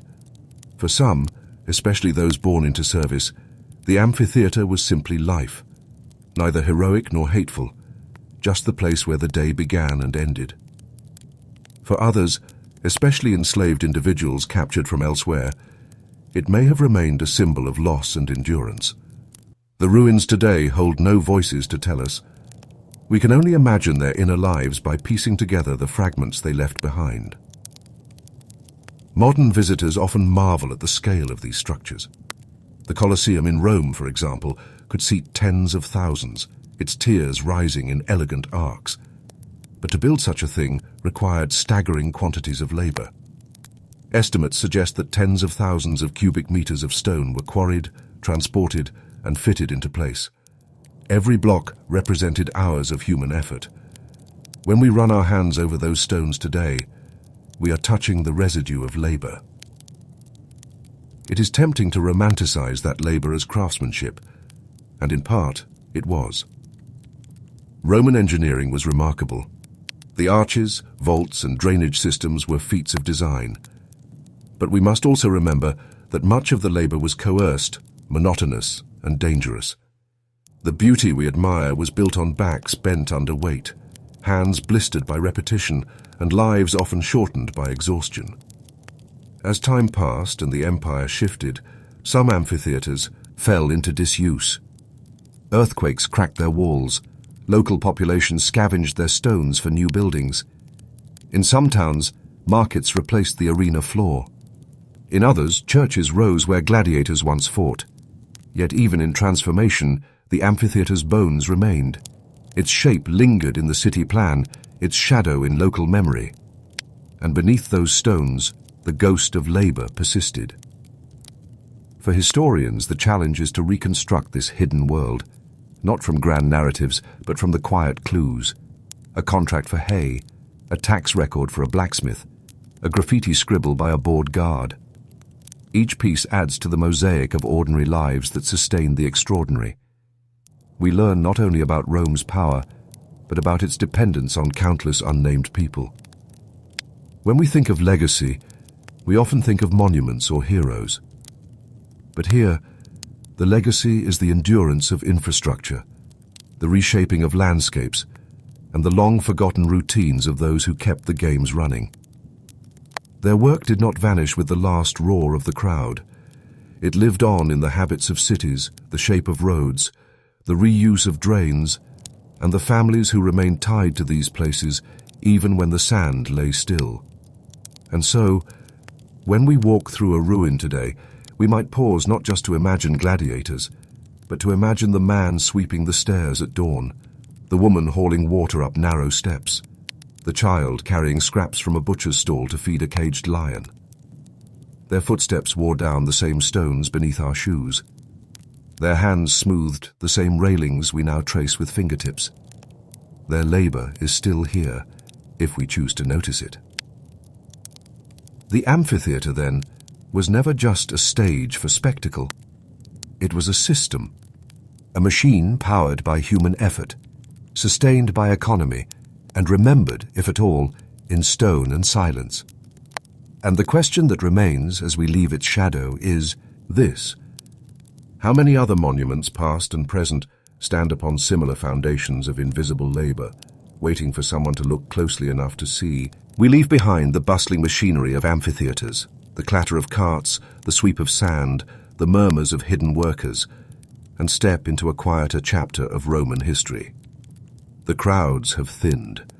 The empire itself, once stretching from Britain to Mesopotamia, shows cracks. And in those cracks, the spectacle of gladiatorial combat begins to falter. The thunder of the arena gives way to something else.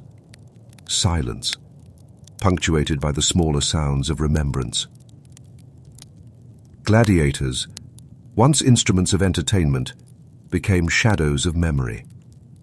Yet their afterlives, in both the literal and cultural sense, reveal as much about Rome as their battles once did. To trace those afterlives, we must turn to cemeteries, inscriptions, faded mosaics, and the slow erosion of tradition. What happened to the fighters when the applause stopped? For a day, for a season, or forever? And what happened when the games themselves ceased to be? Death was always close for a gladiator. Though survival rates were higher than popular imagination suggests, mortality was still frequent enough to demand routine responses. The evidence comes to us in fragments: tombstones, epitaphs, skeletal remains excavated from ancient cemeteries. In York, England, for example, archaeologists uncovered a burial site believed to hold the remains of gladiators. The skeletons bore signs of brutal injuries: decapitations, blunt force trauma, animal bites. Some were buried with grave goods, others were not. Their teeth and bones revealed diverse origins, some local, others from far-flung provinces. In death, as in life, gladiators were a mixed company. Elsewhere, in Rome and Capua, tombstones of gladiators survive, often erected by fellow fighters or by members of the gladiator schools. One inscription reads, "To the spirits of the departed, here lies Marcus Attilius, who fought bravely and lived as a free man among us." Each epitaphs stress courage, brotherhood, and sometimes professional pride. They remind us that even men trained to die sought dignity in how they were remembered. But burial was not guaranteed.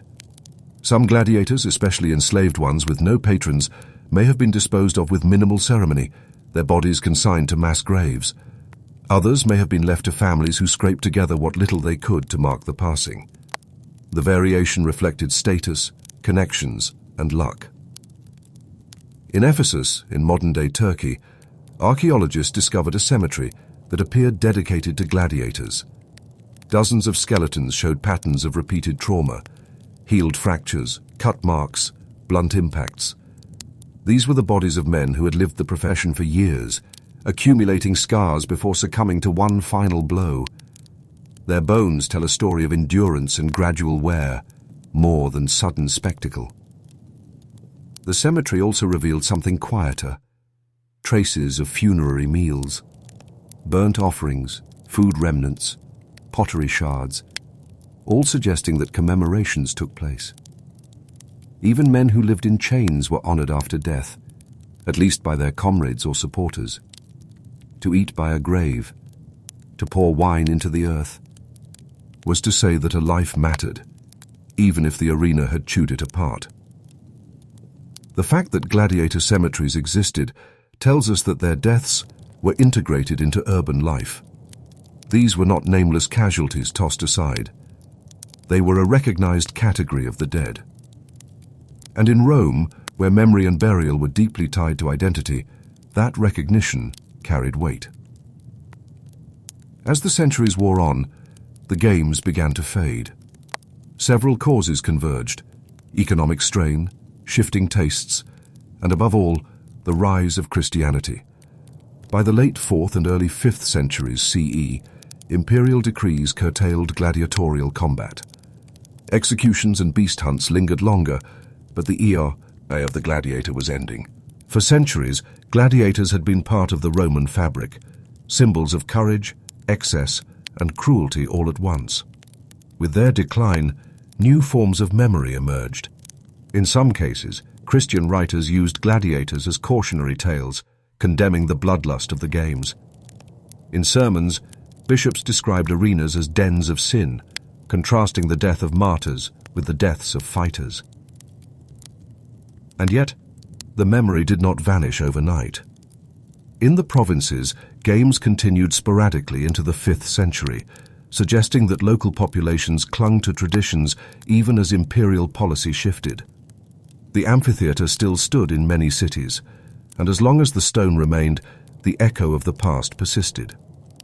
Gladiators lived on in art, sometimes far beyond the period of their practice. Mosaics, carved long after the fall of Rome, still depicted duels. Children's toys shaped like fighters have been found, suggesting the enduring fascination. Even in the Christian Middle Ages, the figure of the gladiator did not fully disappear. It was repurposed.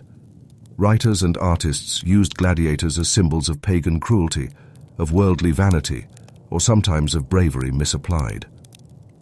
For local communities, however, the memory may have been more intimate. A family that once had an ancestor in the arena might remember him in stories, even if inscriptions crumbled. Such memories rarely survive in the written record, but they would have lingered around hearths and within neighborhoods. What remains most striking about the afterlives of gladiators is how uneven they are. Some are etched into stone, their names preserved for 2 millennia. Others are silent, erased by time and neglect. The cemeteries show us patterns, but not personalities. The epitaphs show us pride, but not the whole truth.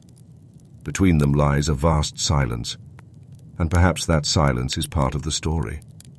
Gladiators lived lives both hyper-V, civil and utterly disposable.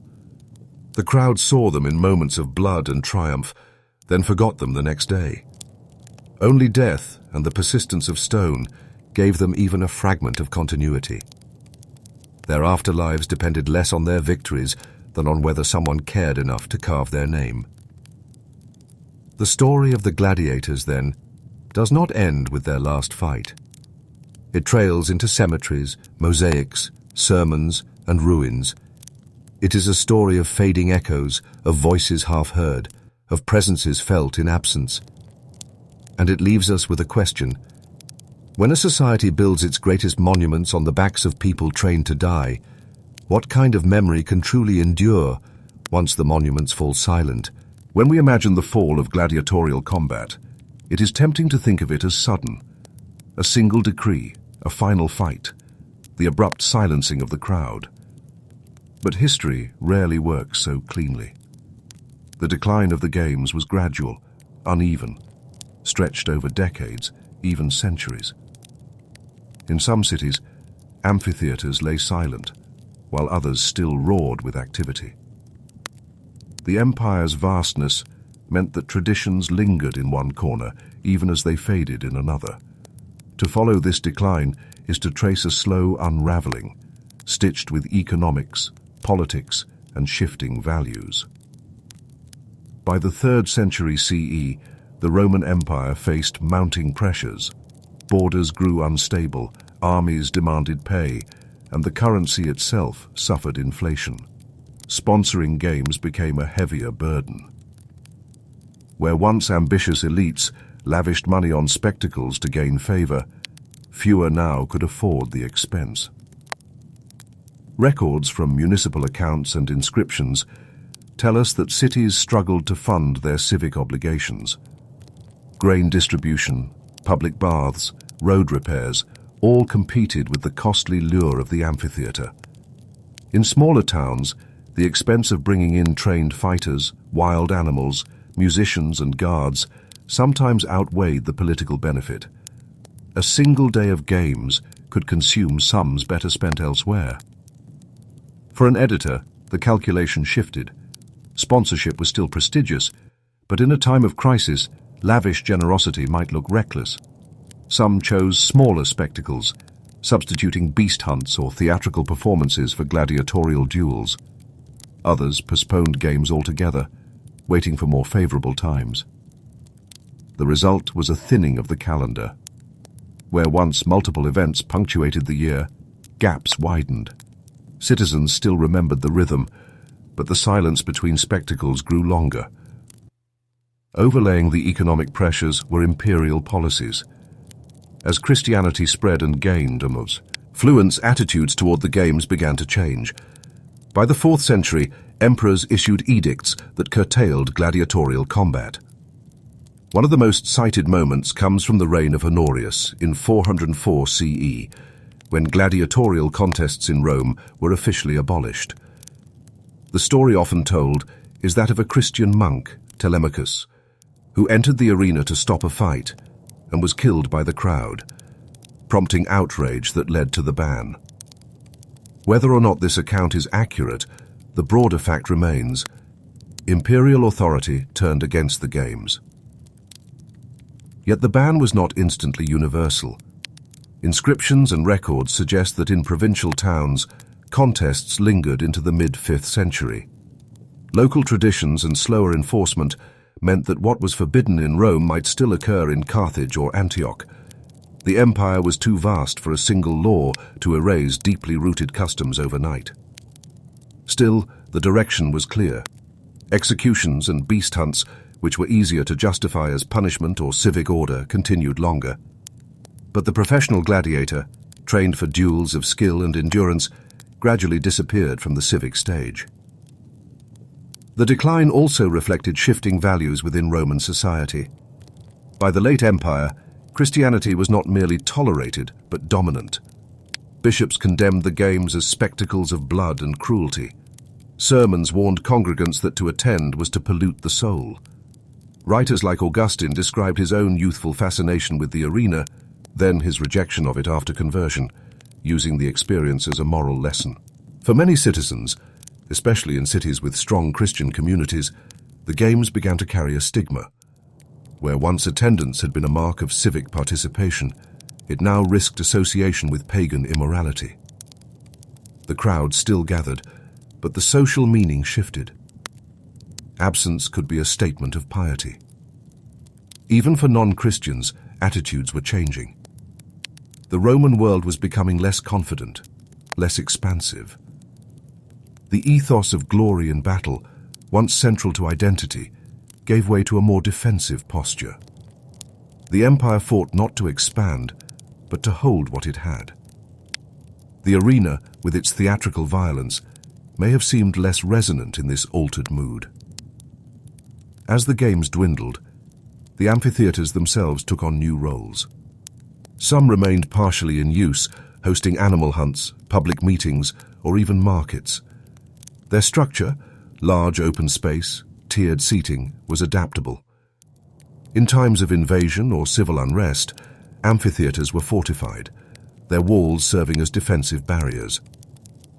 Archaeological evidence from towns like Arles and Chester shows amphitheaters incorporated into city fortifications, their great curves repurposed as bastions. In other cases, the amphitheaters fell into disrepair. Weeds grew in the seating, rain eroded the stone. Small workshops crept into the arches. By the medieval period, many amphitheaters were quarried for building materials, their blocks carried off to construct churches, houses, or city walls. The very stones that once echoed with the cries of gladiators now framed doorways and supported roofs. Yet memory persisted. In many towns, the site of the old amphitheater remained part of civic identity. Even when reduced to ruins, it marked the landscape, a reminder of an earlier age of spectacle. Medieval chroniclers sometimes misinterpreted these ruins, imagining them as palaces or fortresses, but they remained sources of woe. Perhaps most striking about the decline is its unevenness. There was no single last gladiator, no final duel across the empire. Instead, the practice frayed. In some regions, the tradition vanished early. In others, it lingered in corners, adapted, reduced, remembered. The empire itself fractured in the west while continuing in the east, where other forms of spectacle like chariot racing became dominant. What the decline reveals is the resilience of habit. Citizens accustomed to gathering in crowds did not simply stop. They found new forms of assembly: theaters, races, processions. The need for shared experience outlasted the form of gladiatorial combat. The amphitheater became less a stage for blood and more a stage for community, even in altered ways. For the ordinary Roman citizen, the decline of the games may have felt less like a sudden loss and more like a slow absence. Each year that passed without a major spectacle deepened the silence. The calendar felt thinner, the city less vibrant. Children grew up with fewer stories of duels, fewer afternoons in the hot sun with the roar of the crowd. Old men who remembered the great spectacles of earlier times became living archives, their stories of the arena turning into tales of how it once was. The amphitheatre still stood, but it loomed more as a relic than as a promise. Its gates remained closed more often than open. Its sand grew untrodden. Its echoes faded into the background of daily life. And so the decline of the games was not just political or economic, but emotional. A great cycle of anticipation and memory broke apart. Citizens adjusted, but something of the civic rhythm was lost. The question that lingers is this: when a tradition that once defined identity falls silent, how do communities reweave their sense of belonging? For the Romans of the late Empire, the answer lay partly in religion, partly in new forms of entertainment, and partly in the endurance of memory. But the silence of the amphitheatre left a gap that no simple substitute could fill. When the sand of the amphitheatres grew quiet, the memory of the gladiators did not vanish. Instead, it began to shift, filtered through new lenses, reshaped by new voices. Once, gladiators were part of the present. Citizens could buy tickets, cheer, and discuss yesterday's duel over bread and wine. But as the centuries passed, the games became part of the past, remembered, reinterpreted, and sometimes misremembered. What had once been daily life transformed into legend, morality tale, and distant echo. For Christian writers of the 4th and 5th centuries, the games became a symbol of the old world, a shorthand for the violence and corruption they sought to leave behind. Sermons railed against the memory of gladiatorial combat. Augustine, writing in his Confessions, recalled a friend dragged unwillingly to the arena who became enthralled by the spectacle, his eyes drinking in the madness. For Augustine, this was proof of the seductive danger of violence, a warning against allowing the senses to overcome the soul. Other church fathers wrote similarly. Tertullian denounced the games as idolatry, spectacles dedicated to pagan gods. Chrysostom condemned the delight in bloodshed as incompatible with Christian virtue. The gladiator, once a symbol of courage and endurance, became a figure of moral corruption, a reminder of the sins of Rome. Yet in their denunciations, the writers preserved detail. They described the lure of the crowd, the structure of the spectacles, the psychology of the onlooker. Without meaning to, they kept alive the memory of what it felt like to be drawn into the arena's energy. Their hostility recorded what they despised, ensuring that even as the games ended, their shadow lingered. As centuries passed and Rome's empire fractured, the amphitheatres themselves endured as silent witnesses. The great Colosseum still stood in Rome, battered but unmisty, acheable. Smaller arenas dotted provincial towns, their shapes too massive to vanish quickly. But without living memory of their original use, interpretations shifted. Medieval chroniclers sometimes described amphitheatres as ancient palaces or fortresses. The great curves of stone seemed to them like the remains of a king's dwelling or the stronghold of a forgotten dynasty. In some cases, amphitheatres were repurposed directly as fortifications, walls patched, towers added, gates closed against invasion. Their form lent itself naturally to defence, even if their builders had imagined spectacle rather than siege. In other places, amphitheatres were quarried for stone. Churches, monasteries, and homes rose from the blocks once trodden by gladiators. The physical body of the games was literally transformed into the architecture of a new world. Yet traces remained. Place names often preserved the memory, with towns referring to the arena or amphitheatre even after the building itself had crumbled. For the medieval imagination, the ruins carried mystery. Pilgrims and travellers described them with awe, uncertain of their origins. The Colosseum in particular became a site of legend, linked to sorcery, treasure, and the memory of pagan Rome's grandeur. Gladiators themselves were less often remembered, but the buildings that had housed their struggles refused to disappear.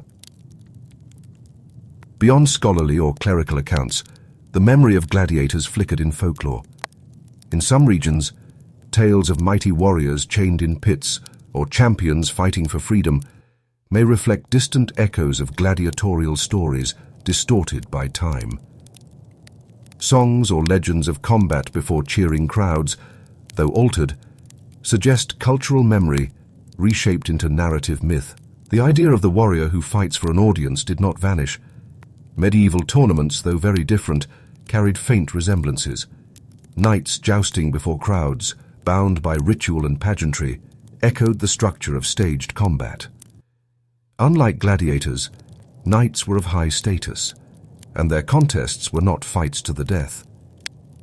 Yet the sense of performance, of fighting with spectacle as well as skill, drew from a human fascination that had once filled amphitheaters. In this way, gladiators lived on not as literal figures but as archetypes. The image of the fighter, admired yet endangered, admired yet condemned, threaded its way into cultural memory. No building more clearly illustrates this transformation than the Colosseum. By the medieval period, it had lost its original function, but it had not lost its presence. Travelers described it as a wonder of the world. Some believed it was the work of giants, others that it was a palace of the Caesars, still others that it was a site of martyrdom where countless Christians had died. That last association, though historically debated, became deeply rooted.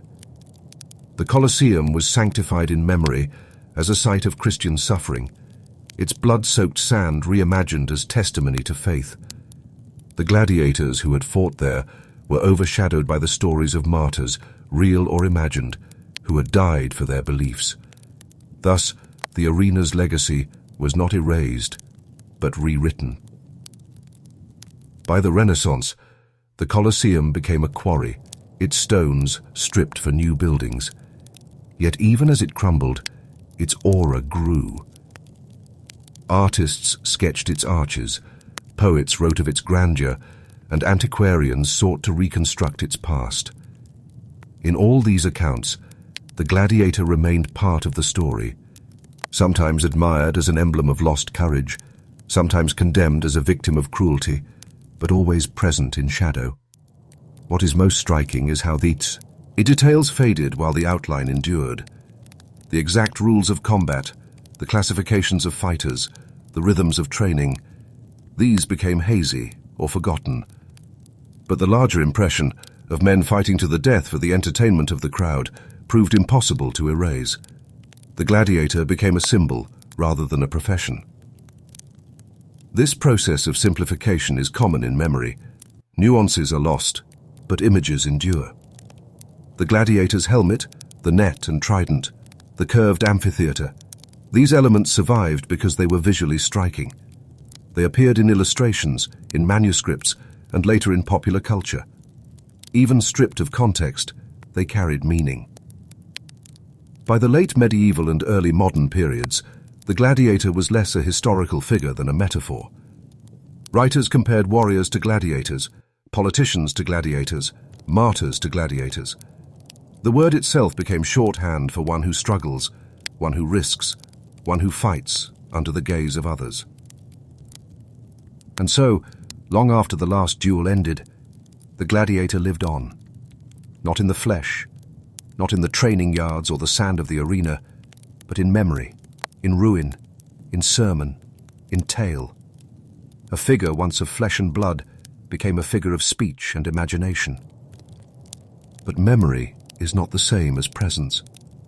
The gladiators who once trudged to the ludus at dawn, who felt the weight of practiced swords, who ate barley porridge and dreamed of survival, what happened to their voices? Can memory, filtered through so many hands, ever capture the real men behind the helmets? Or does the gladiator remain forever more symbol than man, remembered but not truly known? When we think of gladiators today, we do not imagine the tedious drills, the barley porridge, or the endless bruises of training. We imagine helmets catching the light, the roar of the crowd, and a final decisive blow. Memory reduces, simplifies, and transforms. And yet, behind those images lies a story of human endurance, human cruelty, and human fascination that refuses to fade. By the Renaissance, the ruins of Rome were no longer just curiosities. Humanist scholars began to study them systematically. They read ancient texts with care, comparing the words of Cicero, Seneca, and Juvenal with the arches and walls still standing. In doing so, they resurrected the memory of gladiators not as symbols, but as historical figures. Artists sketched gladiatorial gear. Engravings depicted imagined combats. Scholars debated the meaning of gestures, the structure of amphitheaters, the rules of the games. Knowledge that had dimmed in the Middle Ages came into sharper focus. The gladiator was no longer simply a metaphor for struggle. He was once again a man of flesh and blood, reinserted into history. In the centuries that followed, archaeology deepened this understanding. Excavations at Pompeii revealed amphitheaters, gladiator barracks, even graffiti scratched by spectators. Skeletons discovered in cemeteries showed the marks of combat, healed wounds, broken bones, occasional sharp trauma. Chemical analysis of bones confirmed the barley and beans diet suggested by texts. Slowly, patiently, the real contours of gladiator life emerged. But even as scholars reconstructed the reality, popular culture reimagined it. In the 18th and 19th centuries, plays and novels dramatized gladiatorial combats. Painters filled canvases with scenes of doomed fighters saluting the emperor. These depictions often leaned into melodrama, emphasizing death, heroism, and cruelty more than the drudgery of daily life. By the 20th century, cinema took up the theme. Gladiators became the stars of sprawling epics, their struggles framed as moral contests between freedom and tyranny, virtue and corruption. The grainy monotony of training was replaced by grand narratives.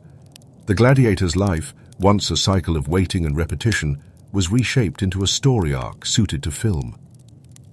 This transformation reflects our enduring desire not only to remember gladiators, but to use them.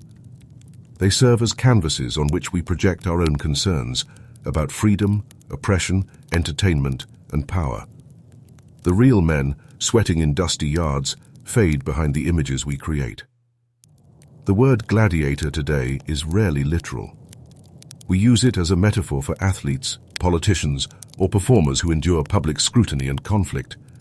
Stadiums are compared to arenas, boxers are likened to gladiators. Even reality television sometimes frames contestants as modern combatants. The underlying fascination remains the same: the spectacle of individuals struggling before an audience. At the same time, the ruins of amphitheaters have become heritage sites. Visitors walk through the Colosseum, imagining the cries of long-gone crowds. Tour guides recount stories of exotic animals, emperors, and warriors. Museums display helmets, swords, and armor reconstructed from fragments. The past is packaged for learning and for tourism, both solemn and commercial. There is irony here. Gladiators once fought for the amusement of crowds, their bodies consumed as entertainment. Now their memory, their artifacts, and their reconstructed stories serve a similar purpose: to draw attention, to spark fascination, to feed imagination. Though no one bleeds in the sand, the cycle of spectacle continues. Yet reflection brings discomfort too. To admire gladiators risks overlooking the cruelty of the system that created them, the show. They were men and sometimes women, stripped of freedom, forced into combat, many of them dead before 30.